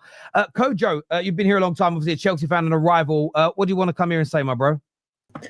Hey, listen, first and foremost, it's sweet to see you guys crying. But no, real spit. I think this game, I've watched Man Utd actually at the beginning of the season. I watched I think 3 or 4 games. I watched you with KJ as well, the Fulham game, right? So I was watching Man Utd. I can't lie to you. I know it's going to sound mad. I was actually impressed by you guys today. Let me tell you why. When I saw you guys against Fulham, the thing that you had, and I said it with KJ, I said it looked like Fulham were literally walking through your midfield. They were literally walking. And they were bypassing your midfield with ease. And I said, that midfield, that spine is awful. If you keep playing this way, you're going to get destroyed. What I saw against Man City was actually a game plan. The first half an hour, even though you know, Man City were doing what Man City do best, right? The first thing I saw of Man Utd was high press and aggression. They were literally aggressive. Every ball they were anytime they got the ball, they were trying to press Man City hard. And it seemed to work. It kind of put Man City off a little bit of their balance. Right. The problem that I saw with Man Utd, which is, I think, more of a personnel issue rather than actually the actual manager issue here, is when you're playing your balls and it's getting to the wing play, right? Because you've got someone like Sesko in the middle, right? And I don't know what's going on with football teams these days. Can we not cross ball? Have we lost the art of crossing the ball in? Because that is just a basic sport thing that I grew up on. You cross the ball in when you're in the right wing or left wing. Now, what I saw with Dorgu is that several times he was in a great position. And I'm talking about all game, to the point that even at the very last chance, Manu dripped one person, dripped another person, drifted the ball into him on the left wing. And all Dorgu had to do was just kick the ball across the field and into the middle of the park. Where does the ball go to? It doesn't be the first person. First man. And actually that happened quite a few times with Dorgu, that when he gets in that position. And unfortunately, what happens is when your team up front is meant to be well-oiled machine and you're using your wing play, that wing play, whoever's doing that ball actually has to get that ball into a box to give your team any kind of chance. Now, there was several chances that did happen though. Dorgu kicked the ball and he overkicked it several times. And actually there was somebody on the back post. Ahmad was there at one point and Burman was there at one point, right? There's a couple of chances like that where Ahmad in the first half tried to do a Wayne Rooney. You know, I wish he just stood up and just kicked it, but hey, he did try to do a Wayne Rooney, right? Try to have a little moment. there were several moments like that were happening, and there was a lot of half chances for Man United. That's what I'm saying, chat. I don't think it was as bad as it looks. First and foremost, it's Man City. I don't know why we're going on like it's a bottom league team. This is Man City. They beat most teams in the league, bro. You know what I mean? Like they're not. Funny, Kojo. You're getting called a troll in the comment section, but do you know what's really funny about it? But you're being called a troll because they know what you're saying is right, and you're being objective as a rival fan. At the end of the day, there are issues with the system. There are issues with the formation. Nobody blames that. But you're doing what I implore United fans to do. Don't just think because the manager changes that suddenly those crosses are all going to start beating the first man and creating the opportunity to score. Because we've seen it with the previous manager. We've seen it happen before. And this, I think, was why Man United fans always end up in this weird sort of in these fights and these arguments. Is everybody just wants it to be maybe it's a desperation to get back to the top. And I don't know if you see this, Kojo, when you look at the way we speak, or a lot of us speak, everything's single solution. I mean, by the way, last year, once Rashford and Garnacho are gone, watch us cook. Again, the idea, and this is why I can't take the out-and-out Amorim outers, he's the issue people seriously. These are the same amoebas. They're the same silly fuckers who said once those two attackers are gone, we'll cook. They're wrong about everything. They're not wrong about diagnosing a problem, but everything they find is a system, is a symptom as opposed to the root cause problem. But sorry, back to you. No, and that's what we want to talk about. Because I put in that group chat the same thing. I said, listen, I'm not going to jump down the wagon of getting rid of managers. Let's analyze the actual game and what actually happened. You know what I'm saying to you? And analyze it from an objective point of view. Me watching it as a Chelsea fan, that's why I was like, rah, this Man United team has improved. Because you guys are actually putting pressure, and the way that you're actually going together to attack the other team in terms of even trying to make sure they don't have too much of the ball was impressive. You guys had a lot of the ball, right? The killer thing was just that when you are implementing your attacking plan, and Chelsea had this for a few seasons where we were impotent trying to score goals, bro. Like we had chances but can't finish the ball, right? All I saw was that when it is getting wide at those points, it just wasn't, there's no final pass that was incisive. You know, but when we saw towards the second half, even towards the end, Ahmad was having chance after chance. And I wanted to say, first of all, I actually thought Bruno played well. Personally, I thought he played well, right? He did his job. He was getting the ball forward and trying to play passes that were actually breaking lines. He was trying to do that, right? And him and Wemo, a lot of times on the right-hand side, were trying to do one or two things. But you see, sometimes when you haven't got other players out on the same wavelength, they haven't got the same kind of level of skill when it comes to tight areas. Right? Sometimes when you are playing those passes, when he gets 1 or 2, this is actually what happened with the goal, the third one. They played a 1-2-1-2 in the corner, and it went out, and then went to Maguire. Maguire stopped kicking it. He kicks it with his left foot, and it goes down to the Man City player, and he kicks it, and Haaland scores. So I do see actually a game plan that is happening for Man United. I just think to myself, that final thing, I just think that final aspect, please, just get the ball into the area, cross the ball, let Sesko do what's he's 6 foot what? Use it. I don't understand. We were crossing, but the crosses were crap. So like, it's. Well, no, he means cross with accuracy. He means get your crosses on point. Yeah, like put the ball in the man's head. Seb, obviously you're an Arsenal fan. What are you here to say, mate? Yeah, so I think with most things, the debate with Man United, so much context gets taken out. There's no nuance to anything. It's always polarized. So like, I think when you do have to give Amorim some credit, because the underlying stats this season, there has been an improvement overall. Before today, you had a relatively low XG conceded rate. Even attacking-wise, you were creating a lot of XG. The problem was players need to step up and take some responsibility to put the balls in the net. I think creatively today, there was a lack. It was a bit disappointing because how poor City have been against a high press. If you go at them within some intensity, they have crumbled, especially when you the blueprint is there to beat this Man City side. Teams are not scared of them anymore. But it's fine. I thought in the first half there was some of that intensity you were running at, but it needs to be unified. I think having Bruno in that 10 can set that tempo and set that pace to press as a unit. The reason why Arsenal are so good at that is because everyone knows what they're doing. Everyone has each other's backs. We press as a unit, whereas Man United don't seem to have that right now. But there are promising signs under there. But Amorim still has to take some criticism as well. It's not black and white. There is not playing Mainu enough is a criticism, dropping Bruno back and not using his skill set. You're keeping him. You're rejecting a lot of money. So play him where he wants to be played. There's no point keeping such an asset in your squad and then not utilising that asset. So dropping him, keep dropping back. Even when you look later in the game, when he was up in the 10, there was so much more chance creation in there. So it's just stylistically, the formation can work. I think That's something I think Martinez at the back of the butcher. I think once he comes back, it should help a little. Because even when you look at Amorim, any 3-back formation, a centre-back will step up into the midfield to create a barrier there, fill in a number, especially because how good Martinez is with his feet. He can distribute balls from deep. Not having him there because didnt is not going to be able to do that. I think he tries sometimes. You do see him progress up the field. You can see that in his heat map sometimes. He was using Sebastian Coates to do that at Sporting Lisbon. So he has it in him. But I think him being out, I think him coming back will genuinely be a help. But it is promising from United. I was expecting United to be a lot better because I have seen progression there before. I'm very sad David's not here because I was really excited to see his meltdown today. I came back from the pub especially, and he's not here, which is quite sad. But I think, there are promising signs. I don't think you should necessarily throw your toys out of the pram. It is Man City at the end of the day. You're away at the Etihad. Some Man United fans, I was seeing, just expecting a result today, and it's just like, I thought United were going to win today, but I was just a bit disappointed, especially because it just fell off. And then United, Man City just went back to their default plan of we're going to pass it around, suffocate you, not let you have the ball, which worked for them. But there are promising signs. I thought what City was very interesting when they went 2-3-0 up. We actually got a lot more of the ball, and then they counter-attacked against us. But equally, that's why I agree with you. I thought we could win. I'm not annoyed that we didn't win. I'm annoyed at the things Kojo said. I'm annoyed at the fact that we had opportunities. And even when 3-0 down, Ahmad squares the ball. He actually probably hits it a little bit too hard. We missed that open chance. We actually get a corner from it. Yeah, that's what I was saying to my friend at the pub. I was like, it's a good cross. He's just overhit it. He's just smashed it right at him. Right. But then Casemiro misses an open goal a few seconds later, and it's been our season this year. We've missed so many chances. Aiden, obviously you're a United fan. What did you make of today, my friend? By the way, there's a lot of super chats. We are going to go to them. A few people saying you overlooked mine. I haven't overlooked them. I'm going to be putting them up. It's just we mix super chats, panel conversation. We mix it up. Aiden, what do you want to say, bro? It's the same problem every week. We're coming and we're having the same debates. It's a manager's problem. It's this. It's that. If the same thing's going to happen, he's going to keep on playing Bruno in midfield, and Bruno lost a man for the first goal. Goalkeeper's a problem, which obviously Lamens is coming to help.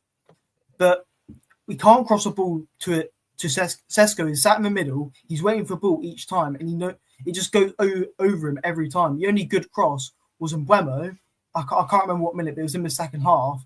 That was the only good cross going into the box, and Sesko wasn't there because of a transition. But the thing is, people, I'm gonna get stick for this, but Amorim isn't massively the problem, because we saw the stats before the game. The XG we've created is very good. The players haven't been able to score in those first games, so it then comes down to defense is a problem, because if we're not scoring the goals, defense is going to be under criticism because they're having to work harder. So when we're not scoring the goals, defense is a problem, and when we haven't got a good goalkeeper, that's where it goes to yet again. So it comes down to a thing that we've seen it with every manager. We have a good first season with Amorim, we haven't, but we have a good first season. They then try and put their own system in, they fail, and everyone's calling for manager's head. Every time. I've said it before on many shows, but Amorim said we would suffer before it gets better. Maybe Amorim isn't the guy, and we then do suffer, and then it just don't get better. But the thing is, we've never tried to endure. Man United fans have never tried to take in the hard times to then potentially get better. We just want an instant solution, which in reality, what clubs have you seen that's gone from manager to manager and improved? Only Liverpool, I can think of. Well, Aiden, you make a great point. There is no example that anyone's been able to present me. I've been asking for it for 2 years. A club the size of United, which is important to the question because of the pressure that comes with it, who's been as broken for as many years as we are and has been progressively getting worse over 13 years, where they've just made one managerial change with no other real systematic or structural changes, and they've gone instantly back to being one of the best teams in their country on a consistent basis. If someone can show me that example, I'll start to believe it's possible. The problem is, I think we're looking for rocking horse shit. I think we're looking for something that doesn't exist. But equally, though, that doesn't mean Amorim shouldn't be getting us better results. And the problem is, it's a feast and famine competition. I'll get called a politician for saying it, but it's because it's sensible. All a lot of rival fans want to hear is the word United is shit and dead and buried and finished, never going to come back. Managers crap, players are crap because they get to go, hey, we got a little dopamine release. They get the wank sock out and they do what they do. And, people that don't like Amorim want that kind of talk because they want to just be told they were right. But I don't look at people finding the problems. Seeing and identifying a problem is only a fraction of being right in life. It's whether it's in our space, which is just talking about it, or whether you're actually delivering it, it's providing solutions. That for me is the interesting part of the conversation. And for whatever reason, and I'm sure Kojo, you've seen it in the Chelsea fan base, Seb, Ash in the Newcastle and Arsenal fan base, people are very good at screaming and shouting about solutions like they're know-alls. You start asking them, well, how would you improve it? And it's like the chat did it the other day to Dave. Dave wants Amorim gone, and I respect him for that. As soon as he said he'd bring Jose back, the same people going, yeah, Dave's right, he's a legend, suddenly say, hang on a minute, Dave, fucking hell, chill out a little bit. Now, Dave will still speak his mind, and that's perfect. But I use that as a live example. People don't like to provide solutions because they just want the support of the mob, the loud mob that wants someone gone or wants someone sacked or wants someone sold. So, no, I agree with that. I'm going to go to these super chats here. I'm going to present them, obviously, to some of you guys on the panel will answer rather than me. But this is from the outside. United needed open heart surgery through the spine, elite centre-backs, a proper number 6 and a creative 10 and a proven striker. Instead, they opted for plastic surgery. Do you feel that's true, Lou? Do you feel like maybe this summer the wrong players were bought by the club? Yeah, basically. Yeah, I think we needed an experienced striker and we needed an experienced keeper. We got neither of those things. I said it at the start of the summer. I said it every day of the summer, the whole transfer window, and here we are. I am sure Lawmans and Sesko both have potential, but that's not what we needed. We needed proven, experienced people in those positions. So yeah, Mbumo, as I said, I think it's very, very good. Cunha, I think it's very, very good. But forward and keeper, completely the wrong signings. Yeah. I don't think so. I disagree with that. I think it's more to do with just structurally. I think there are things as a team that we can improve to do better, and we'll see Sesko do well. Obviously, we haven't seen Lamans yet to say if he's been good or bad or wrong or right, because you don't know. We could have signed it. He could come in and be flipping De Gea 2.0, and you'll be sitting there saying, actually, never mind, I was wrong. But we don't know yet. But if I'm wrong, KJ, I will be over the moon. I know you will. I know you will. I know you will. I'm just saying, I think there's things as a team that we can do better to help these players. English talent here. I forgot I could put these on the screen this way. He says, Klopp played 4-2-3-1 at Dortmund. Did he abandon his plan at Liverpool 4-3-3, or did he understand the league and player strengths as he had Firmino, not Aubameyang or Lewandowski? Well, when you have a Firmino, it's easier and probably more sensible to play 4-3-3 than it is 4-2-3-1. But those formations are so very similar to each other. But when you don't have an out-and-out number 9 and all your goals are coming from the wide players and your number 9 drops, what you won't want to do is play with a number 10, because they'd be in each other's way as an example. But it's a very small adaptation, and we've seen this is where our manager has done similar even this season with the squad. The way he's had games where we've put a false 9 on the football pitch in that 10 position. That false 9 acts very differently to what Šeško does. So there is adaptations within it. We also saw last season as well when Garnacho was here. And I remember he was on the bench one game and he came on, and suddenly our fullback, who was Delub at the time, started to invert and Garnacho took the wings. So there is that adjustment. But equally, the formation for me is still not the thing that I'd be focusing on more than anything else. It's the personnel that are going into those positions, because whether Klopp was playing 4-3-3, 4-2-3-1, if he was, we saw what happened to him that in a season where he was playing his central midfielders at centre back because he had an injury crisis and they couldn't win a game for love nor money. As soon as he put actual centre backs back in at centre back that were on the bench the whole time, by the way, the youngsters, the Nate Phillips, and put his midfield back into their natural positions, they started winning football games again. I think there's such an over focus on the formation as opposed to the personnel, because that same formation, when Manu came on and Bruno went into the 10, you could see a difference in the way in which we were playing.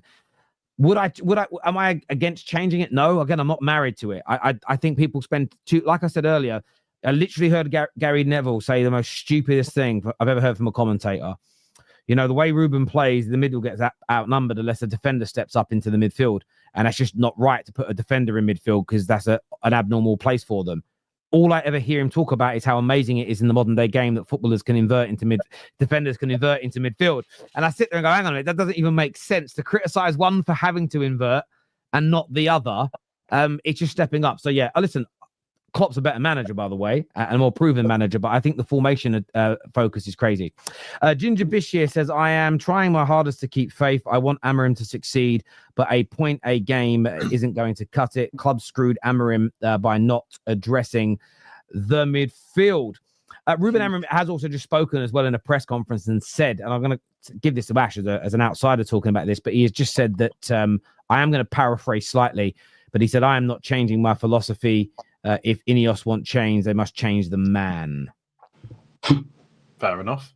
I mean, at the end of the day, if you are a manager that you think you can play a certain way, it's best to go towards your strengths, isn't it, than try to do it a different way than what you don't normally do. I think a lot of people today they've not really looked at the actual game. You think that this Man City team, a lot of the spine that they have was from their treble season. This is not a bad Man City team at all. And then you've included the likes of Gigi Donnarumma, which is the best keeper in the world. It's like what are we doing? Like, I think Man United, the only issue, one of the issues that I saw was it seemed like there wasn't much cohesion going forward with Mbeumo and Seshko. And then obviously when Cunha comes back in, it's going to help. But the fact is, so Haaland today, I'll just say this, he had 50% more touches than what he normally does in a game. So he was up for it and he was on it. That was why I predicted a 2-0, because I could just see Haaland just dominating the game and being so up for the way he is. And like I said, I think it'll get to a point where there'll be Seshko and Mbeumo and Cunha all together, and it will be a very good strike force. But just look at your guys' stats, man. You did so much better than what I thought. Like, you had more possession, you had shots. Just to kind of count that point, we had two shots up until I think the 60-something minute until the third goal went in. That's when we saw a flurry of more shots go in our favor. So in terms of the entire game, we weren't taking as many shots as we got towards the end of the, and that's a worry for me. But towards the end, yes, we had many opportunities to try and score a goal. Yeah, it's always that thing where it's the first half was dominated by Man City. I think they had 60% possession or something. And obviously after they got the goals, they did take the foot off the gas a bit. But you still need to look as positives in this game, because like, as an outside point of view, you guys played a lot better than what I thought you were going to. Like, I was very surprised about how Man United played, to be honest. It just wasn't the end product that on a different day there could have been. See where we're at, Terry. But I think that's one of the issues, bro. Like, on a different day, we don't get the end product, but that different day is never coming, bro. And it's not been coming for the past 3-4 years.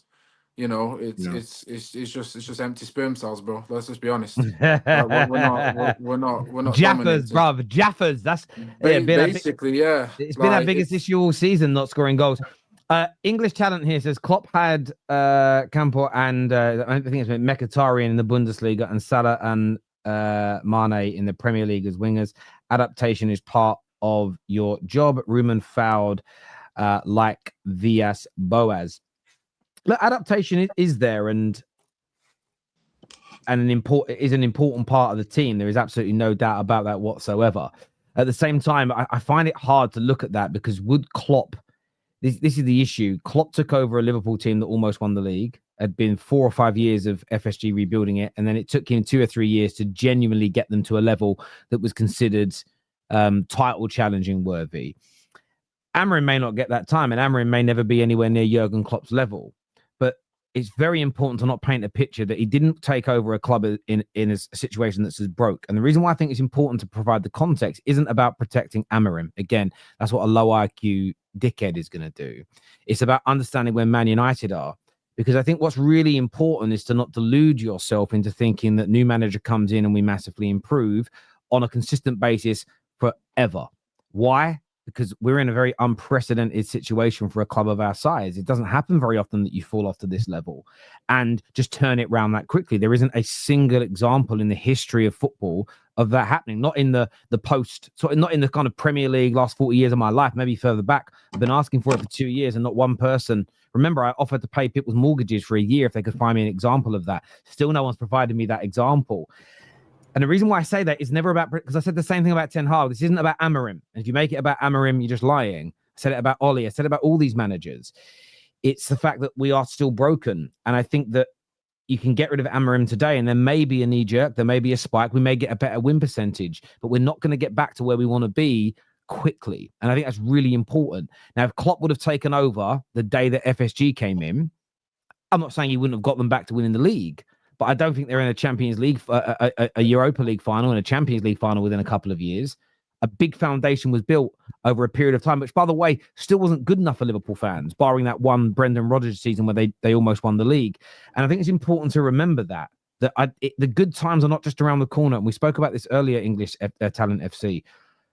The amount of people that would have said, a lot of the same people, I bet if you go through their socials, just go onto their Twitter accounts, or go onto their videos on YouTube and find what they were saying about Garnacho and Rashford last year. The same polarized low IQ amoebas would have been saying, get rid of Rashford, get rid of Garnacho, get rid of Rasmus and watch us cook.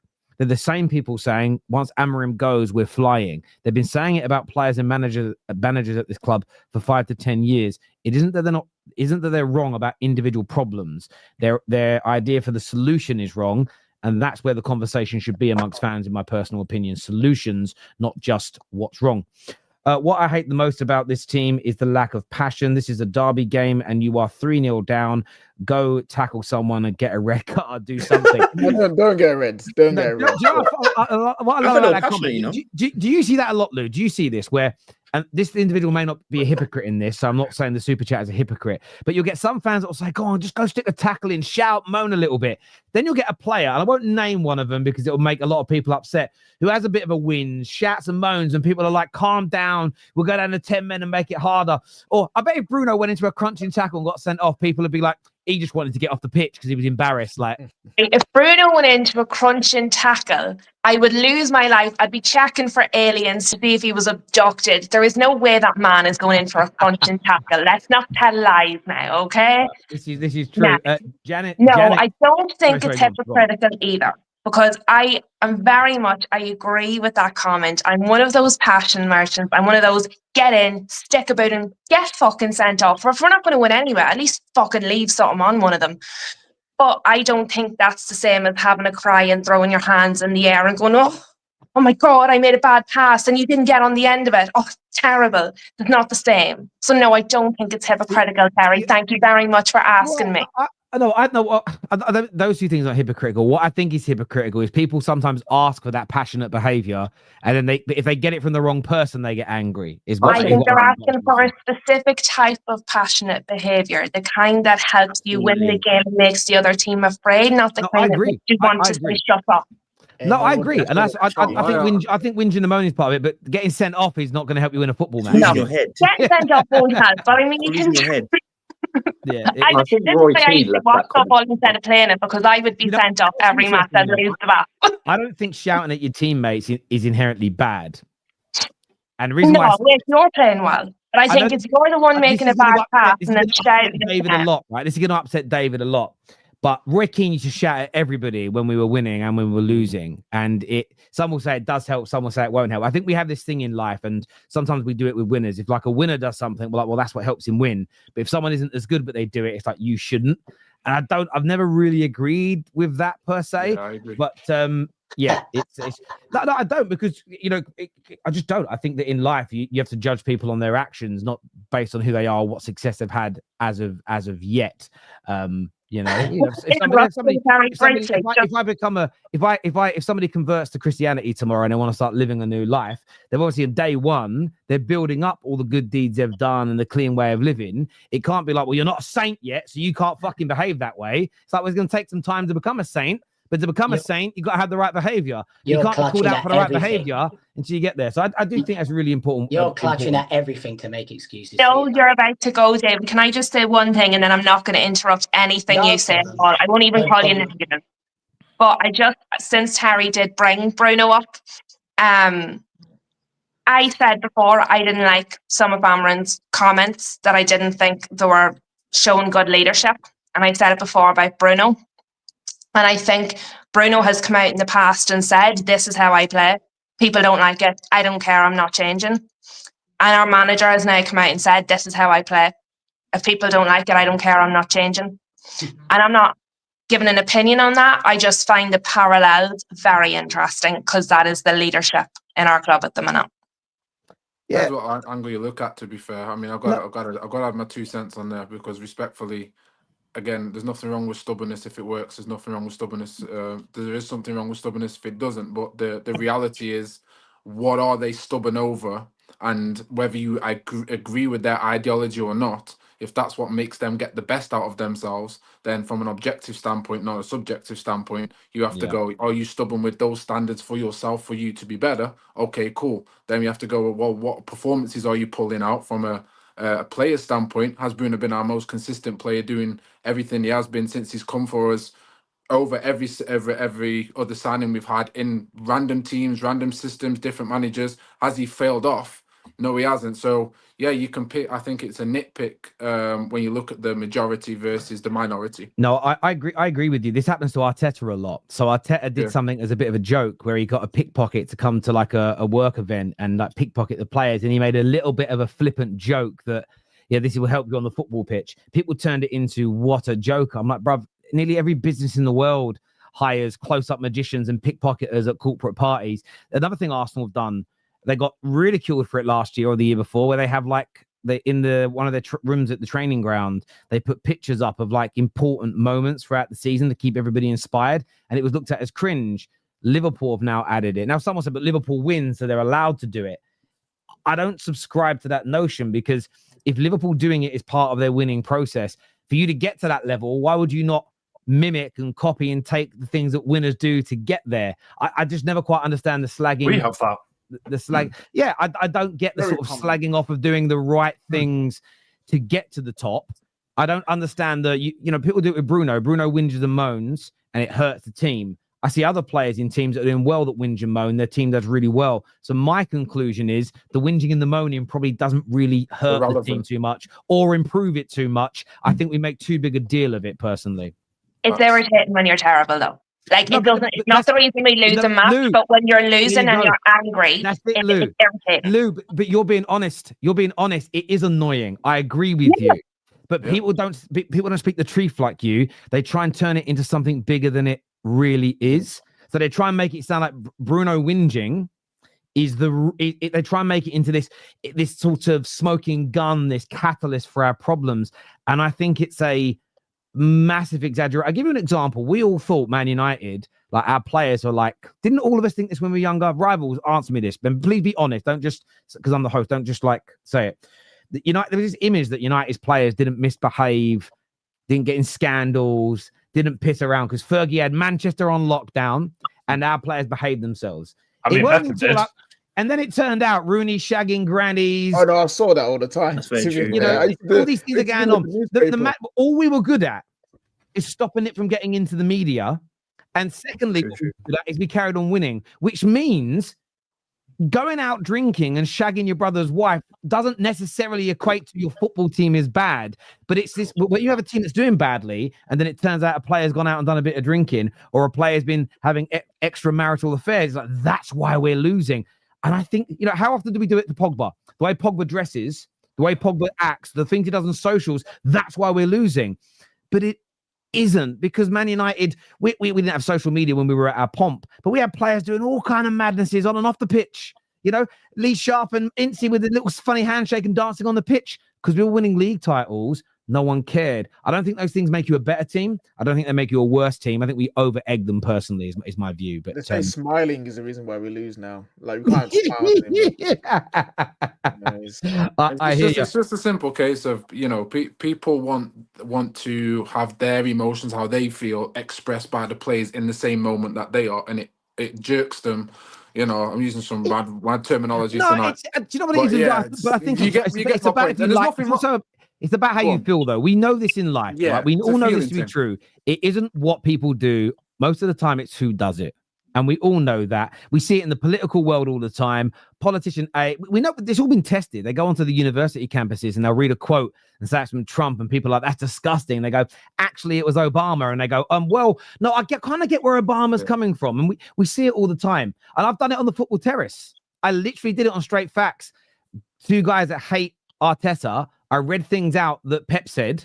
And they were like, that's fucking ridiculous. That will never work. And at the end of the show, we revealed it was all Pep's comments. And they were like, oh, shit, I did it about 3 years ago. It's just, I'm telling you, it's about not liking someone. But at least Lou, first Man United fan on the channel to ever do it, to go, I just find him annoying as opposed to it being a problem. So fair play. He is a nice person off the pitch, but on the pitch, he just irritates the life out. I hear that. I hear it. But do you see the issue? Do you see the issue, Lou, like how, sorry, just quickly, do you see the issue, Lou, with how that then becomes a part of a footballing debate when we're trying to dissect a game? Because the reality is, yes, you can be annoyed at things. Don't get me wrong. I'm annoyed at plenty of things. I may not seem like it because I cast a lot of things to one side. I can get to a point. Fair. I feel every emotion that you guys go through, believe it or not. But I don't rely on what's annoying, because that's a preference thing. I've got to talk about the game, whether it filters my preference or not. Like I have to, because it's my club above my feelings. And sometimes I understand what you're saying, and I understand why you're saying maybe it doesn't add to the debate. But for me, if I personally find it annoying, there's definitely teammates who potentially find it annoying, and there's 100% refs who find it annoying. So yes, while it's my personal opinion, I do think it impacts the match as well. I don't think it's the reason we're losing matches, but I do think it impacts, because if some people find it irritating, I think at least some of the refs do. And if your captain is approaching a ref who thinks he's a bit annoying, he's going to deal with it differently. We've just talked about how you react differently to people when you have a perception of them. If the perception of Bruno is that he's a bit whingy, he's a bit moany, he likes to complain, refs are going on to the pitch with that in their head. They've judged him the way someone else have judged him. So I do think it impacts. I think it massively. Just finally to respond. Go on. Thank you. Yeah, I'll finish on this. Yeah, because I know you got to move on. No, I understand that it doesn't have that it does have an impact. That's not a problem. My issue is it necessary for that impact to, you know, change the outcome of a team? I don't think it is. I think we as fans and as the media pinpoint it so much that it then becomes in the highlight. I don't think it should be highlighted. For the simple fact is, I've got no issue with someone being annoyed at something if their reason for it is valid. So if Bruno is demanding more and he's so frustrated, and then you look at the players around him who quite evidently over the past 6 years we've had him respect him to a certain degree, higher than most, it's quite fair to say, is he the type of person that is allowed to be annoyed? I think they will go yes. And if so, then they go, you know what, I'm sick of him annoyed. It's like if your parent is annoying you with certain things they do, but you go, you know what, you're right in the end of the day, you're going to allow it, even if it annoys you. So being annoyed, I don't think is the reason at all. I think is it valid to be? The way he demands it, though, might rub some of the players up the wrong way. So, like, I'd say we would all accept here that when you're trying to motivate people, different things motivate different people. So there's definitely some of his teammates that when he does that, they're not thinking, oh, that gets it. They're like, oh my God. They probably are, but I would you know what I mean? push back quickly and just say the majority quite evidently are okay with it. That's my take. Yeah, look, I think what's really interesting, again, it's success versus no success. The way the Man United players felt about Peter Schmeichel at the beginning of the 98-99 season, because he announced his retirement, they thought it destabilized their season. Teddy Sheringham and Andy Cole played very, very well together for 4 or 5 years, and they despise one another. So I do think it comes down to, again, the overall standards at your football club. Because I look at it this way: if I employ David and I employ Lou, and they work directly, they report into KJ but work for me, I don't care if David and I don't care if David have a headache. No, I don't care if David and Lou are best friends and they hate KJ. I don't care if KJ is even a little bit rude to them. I'm not talking about mad stuff like making them wash his car with their toothbrush. If David's like, I think KJ sometimes can be a little rude, and when we make mistakes, he moans a little bit, my honest reaction is going to be, do the job to the best of your ability, please. I just feel like sometimes in life we get far too kind of hell-bent on that person annoys me. I'm like, yeah, just do your job though. just do your job to the best of your ability. But maybe that's because I see the world differently. I've worked with some right pillocks, but I just go, well, I'm not going to let that make me have a bad day or not do my job to the best of my ability. But Bruno does his job 80% of the time. Amorim hasn't done his job since he arrived here. And I'm going to go back to earning stripes and all of this, yeah? But here I am. Bruno does his job 80% of the time. Amorim has not done his job since he arrived here. Sorry, I know I'll come on the show late, but let me just do something for a quick minute and just talk about this, yeah? 8 wins in 31. You all know that, yeah? Most losses in a single season, last season, 17. That was including Ten Hag, but he was a part of it. Worst start by a manager since 1921. 5 losses in 8 league games. Longest winless streak, 8 games. Fewest goals scored by a United team in 30 years. Knocked out by a League 2 side, 12-11 on penalties, and we were 2-0 down in that game. Still no back-to-back wins, would you believe it? And 23%, the worst win percentage by any Manchester United manager since Ferguson. I may have low IQ. I may be part of a manosphere or whatever it is you waffle about there, yeah? But, mate, this is just some straight facts for you, yeah? And you know all about straight facts. You've got the show, Terry, yeah? I'm so upset Kojo's left because the geezer, I hope he's listening, he needs to fix his glasses. I wear glasses too, but he needs to sort it out. He came here trolling for sure. He had to have been. Him telling me we played well just because we strung a few passes together, just because we pressured high and won the ball back. I use this analogy in the chat. If I give my missus the best foreplay in the world, but I don't deliver when it matters, she's going to go and find herself a Kojo, mate. You know what I'm saying? So, mate, it's just not happening. We are terrible. We are absolutely terrible. This manager's finished. Sunshine, you can find sunshine in a cave, mate. You know, honestly, I don't know how you do it, but you're the most positive guy I've ever met. Guys, I'm really sorry. I'm trying to control myself. You used my name. I must allow a bit of rebuttal. You used my name. Sunshine, I'll come to you in a second. Yeah, I know you've got stuff to do. I want to ask David a question here. Do you think Ruben Amorim is the only problem at the football club and will be a title contender and balling out just with a new manager? Mate, Ruben Amorim is not the only problem. You are right. Okay, cool. By the way, so you're not one of the amoebas or the low IQ people I'm talking about. So I'm specifically talking about people that think sack him and we're back.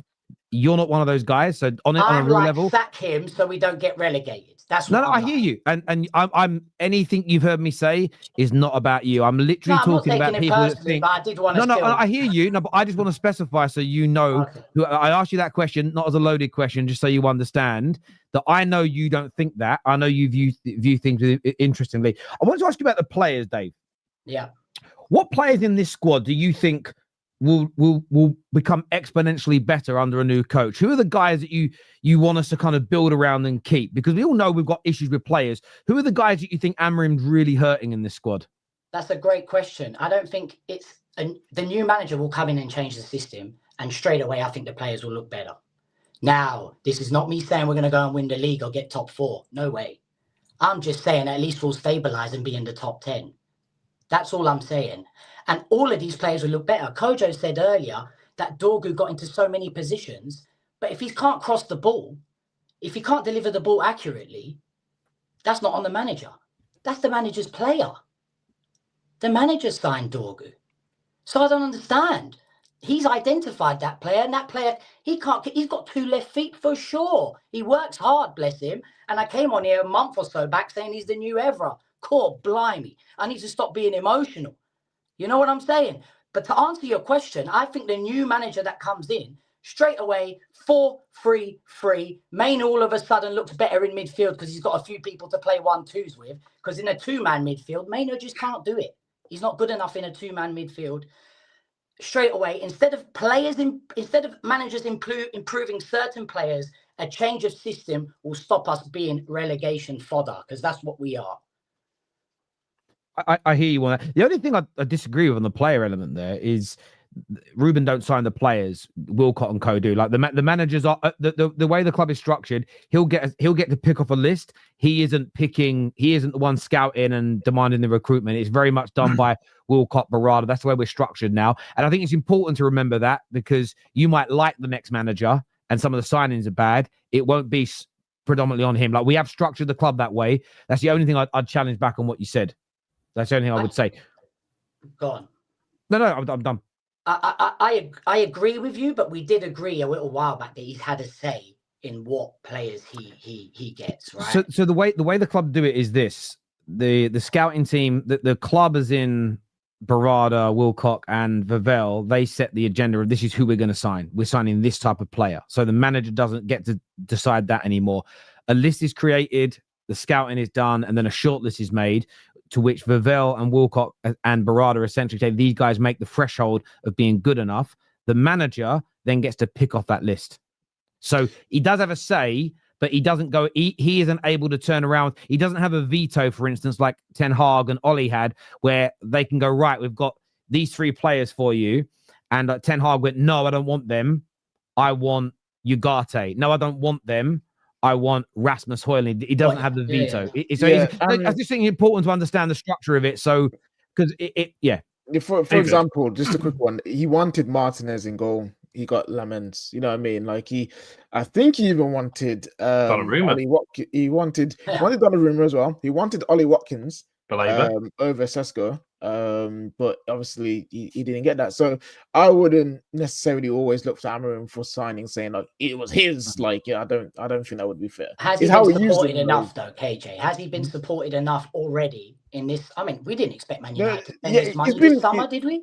You know, he's been supported, but not to say like, oh, it's been 100% great, because again, that midfield signing was important. That's one thing I am upset with Ineos with. You're saying you want to support Ruben. You say you want to give him the best platform for him to be the best he can be. We all know he requires specific, highly athletic midfielders in that midfield, and they haven't produced one for him in 2 windows. But here's the thing, KJ. Though, you got to look at the situation. This is why Terry's always right when he says the situation managers are coming into Man United. Sadly, because we've been getting it wrong, we haven't had footballing people at the helm for so long. We are now having collateral damage for every wrong decision that the board the board has made prior. So we're getting less money each time. Therefore, to make that money back, Ineos have had to do some incredible things just to get get rid of players, because we weren't able to sell players or even loan players, but to one, make that money back, but then 2, find creative ways to then give us a budget enough, because we are big Man United. We should be able to do what Pep was able to do in his first couple of seasons and get rid of a keeper after keeper after keeper, 50 million. We should be able to do it, but because we can't, we now have to pay for the cracks. But this is where I agree with David. It's the word, has he been backed enough? I suppose my question is always, enough to do what? Enough to be in the top 10? Enough to win more games? Absolutely. Enough to chat? Because again, it's always what happens in these conversations. It all becomes polarized. Do you think he's been backed enough to win a league? No. No. To win more games than he has done in the last 31? Yes, I do. And that's why I think the conversation needs to be had. What I won't do, though, is pretend that this squad is ready to ball out. I'm going to jump to some more super chats just because I'm going to run out of time if I don't. Nav here says, I'm talking about the club, not just the football club. Sorry, we've done that one there. Sorry. Post-fight thoughts on Crawford Canelo.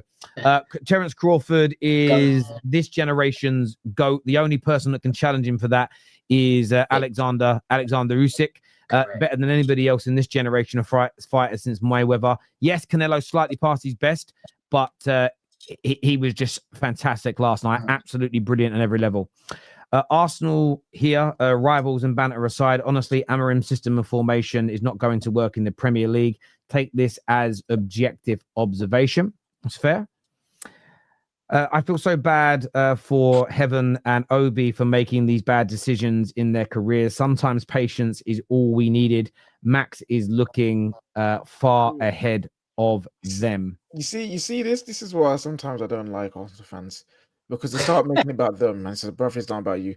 When we signed Heaven, we got told you're signing our trash.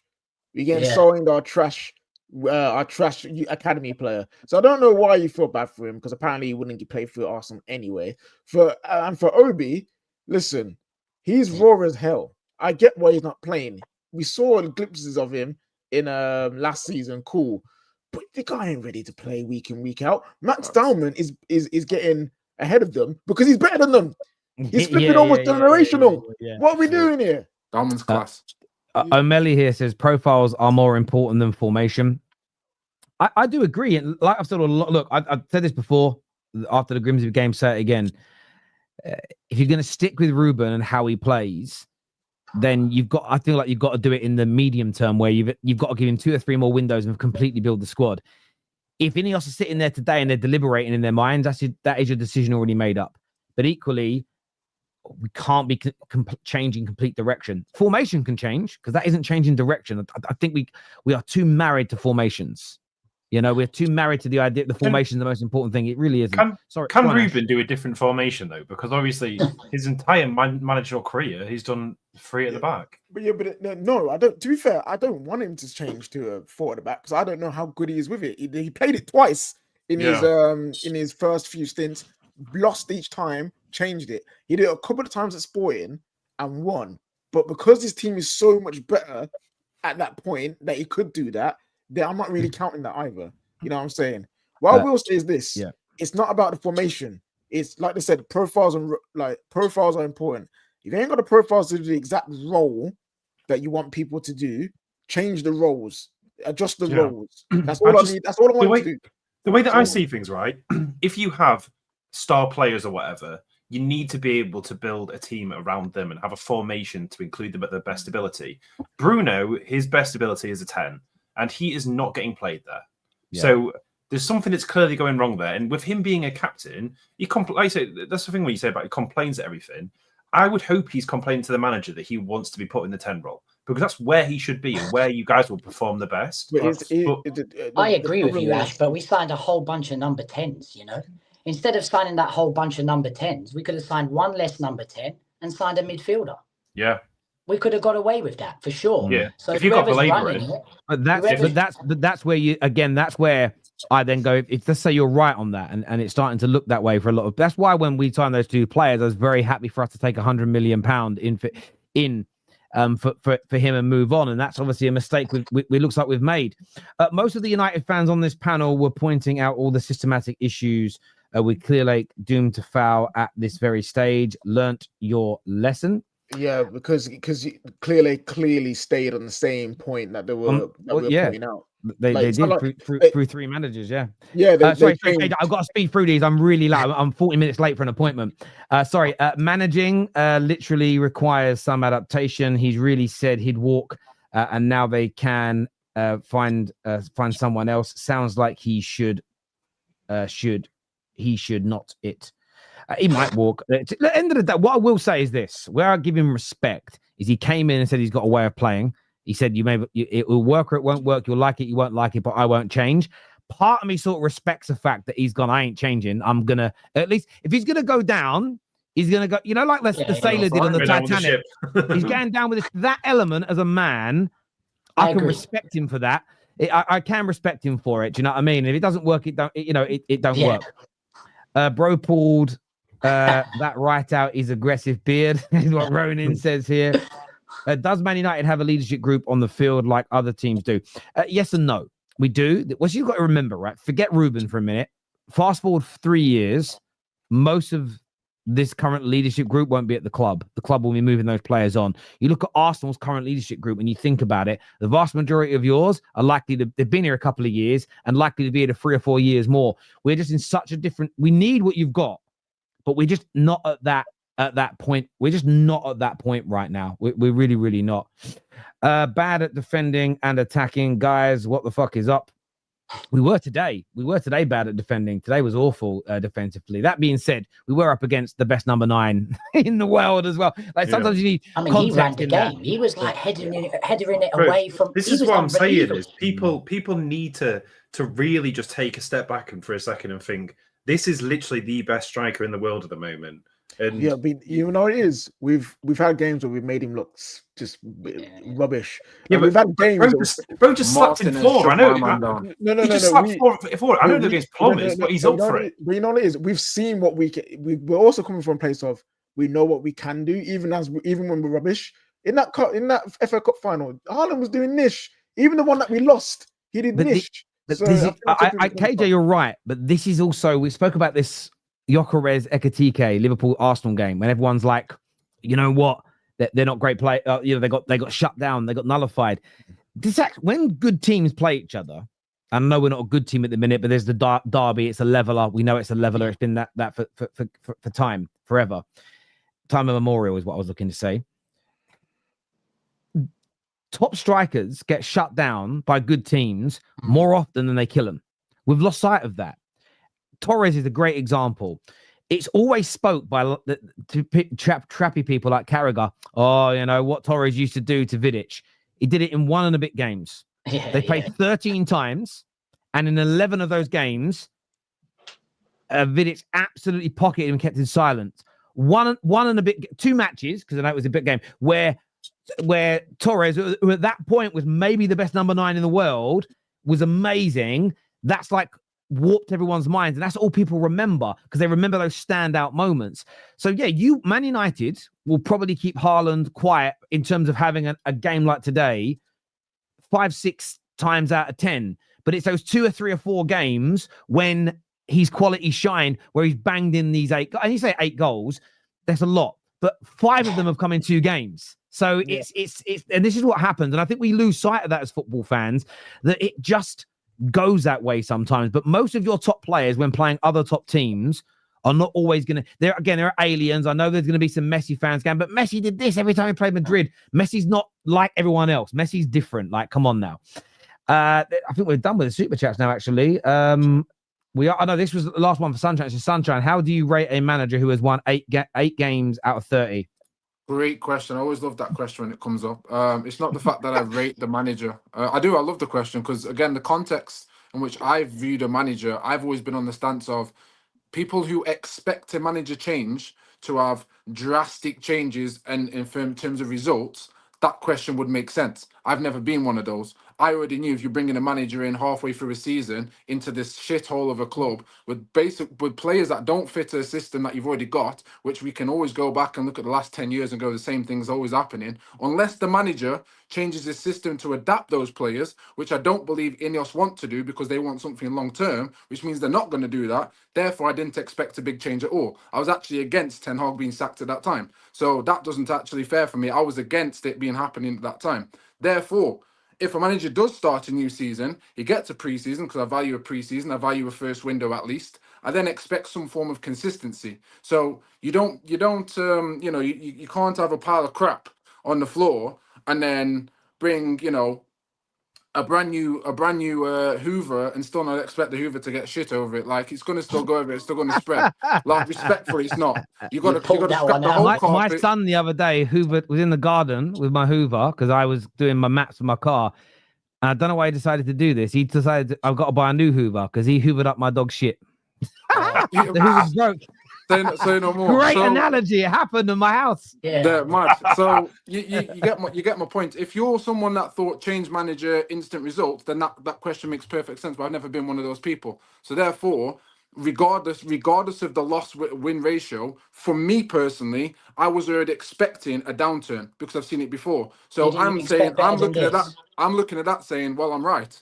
I knew that was going to happen. So on the flip side, on top of that point, I then have to look at it and go, well, I'm expecting a pre-season. I'm expecting certain signs because the board has changed in terms of who's running the football stuff. I now expect every manager and any manager who's working under Ineos, according to what we've seen, to be able to at least have an opportunity to show some form of improvement. Have I then looked at the improvement? You can look at the last stream that we did last time. I said, how do I judge a manager's improvement? Are we creating more? Are we defensively looking structurally? Yes. Well, okay. So where is he accountable on those things? Is the results always accountable on the manager? Yes and no. What's been the biggest issue? Not putting the ball in the back of the net. Oh, where have I said that before? 4 seasons. Conclusion. Play 4-3-3, play 4-4-2, play 4-5-1. If you can't keep the ball out the net, you're not scoring enough goals, you ain't going to win shit anyway. So I'm still right in saying what I'm saying now, which is why I'm frustrated at the same roundabout we keep going on the same hamster wheel. So until you can disprove those things that I've said, right? Again, I'm in Terry's boat now. Until you can disprove what I've actually been saying for the past 4 seasons and what's been happening, and the fact I've been right in telling you this, I'm still going to be sitting here saying the same things. You muted, bro. Terry, you muted. Sorry, what you said there, Sunshine, and what David sort of questioned you was, I just found so interesting because I know what the answer is from AG. I think he definitely expected better from Amorim. At the same time, he understood that it was going to take us a long time to get us to where we are, and I think that's half the issue with these conversations. So how long is he willing to wait? How long is he willing to wait? Go on. How long are you willing to wait? That's Genuine you, question. Yeah. How far are you willing to go with this, bro? Are you ready to lose your head and you maybe shave your beard off? I'm ready. Look, this? I'll put my hat backwards. Go. Yeah, wicked, bro. I'm gonna recede the hairline for you. Watch this. Yeah. So I'll say the same thing I said to Ten Hag. I believe it is going to take the right footballing structure and any manager 4 years to get to some form of stability. Therefore, 4 years. Here we go. Here it is again. Go on. Here it is again. No, that's all good. I get the same reaction every time. The reason I say that, again, I say it from my own perspective of being an athlete. It's taken me over 20 years. And in that time of 20 years, from competing since the age of 7 all the way up until my 23s before semi-retired, for me, I understand the process of getting to a level of greatness. Now, have I competed at the highest level in my specific sport? Yes. Is it the same as football? No, it's not. But ideally, the same mentality and understanding the certain situations that you have to go through, I understand where greatness can come from. So for me, I know that sacking a manager is not going to get you instant results. If you're somebody that wants instant results, right? And I don't believe Ineos are. But if you are somebody who wants instant results, then you shouldn't be bringing a manager in that has one style of system and one play. You shouldn't be doing that, right? The simple fact Ineos have done that is showing that they're there for the long haul. Therefore, what are the problems with that? You're taking and inheriting players and profiles that do not fit your system. Therefore, you're going to hit a brick wall at some point. It's going to be sticky. Why? Because Man United fans can't stand it, for one, but two, it's never always going to work. If we are predicting 10th, then we're expecting performances that respectfully look like relegation sometimes, and sometimes maybe look like your top 4, right? If you're having that expectation, that is me being realistic to what we've given the manager at this current time. So if a manager has managed to have his first window, get several profiles in, which he's been able to do, which we haven't been able to do for a long time, as well as get rid of, I have to look at that according to my analogy from before and go, well, that is different. Has it improved? Has it worked? Yes. How can I back that up? Well, obviously everyone loves the eye test, but how do I test my own eye test? How do I challenge my own thoughts and theories? Let me check the stats. Let's see if I'm looking at the right things on the pitch. Do they match up? 5-10 percentile? Yes, they do. Therefore, I'm looking at the right things. So if I'm happy with looking at that, going, okay, well, what's the other issues? Why are we not winning games? Again, Terry will back this, Kojo will back this. For 4 seasons, 3 seasons, I've been saying we're not actually putting accountability in the right areas. We're forcing it all on the manager, and really, we're not bagging our chances. So respectfully, I look at it and go, if we bag chances that the manager's creating, all of a sudden, the system's working. So are we now saying that because we're not getting the results, the system ain't working? Or are we actually saying the system's working in certain areas and key areas and what you would expect? However, we're not bagging the chances that the system creates. Therefore, it is a player issue. It's as simple as 1 + 1. I hear that. I've got a couple more super chats before the end of the show. Thanks for responding to that, Neji.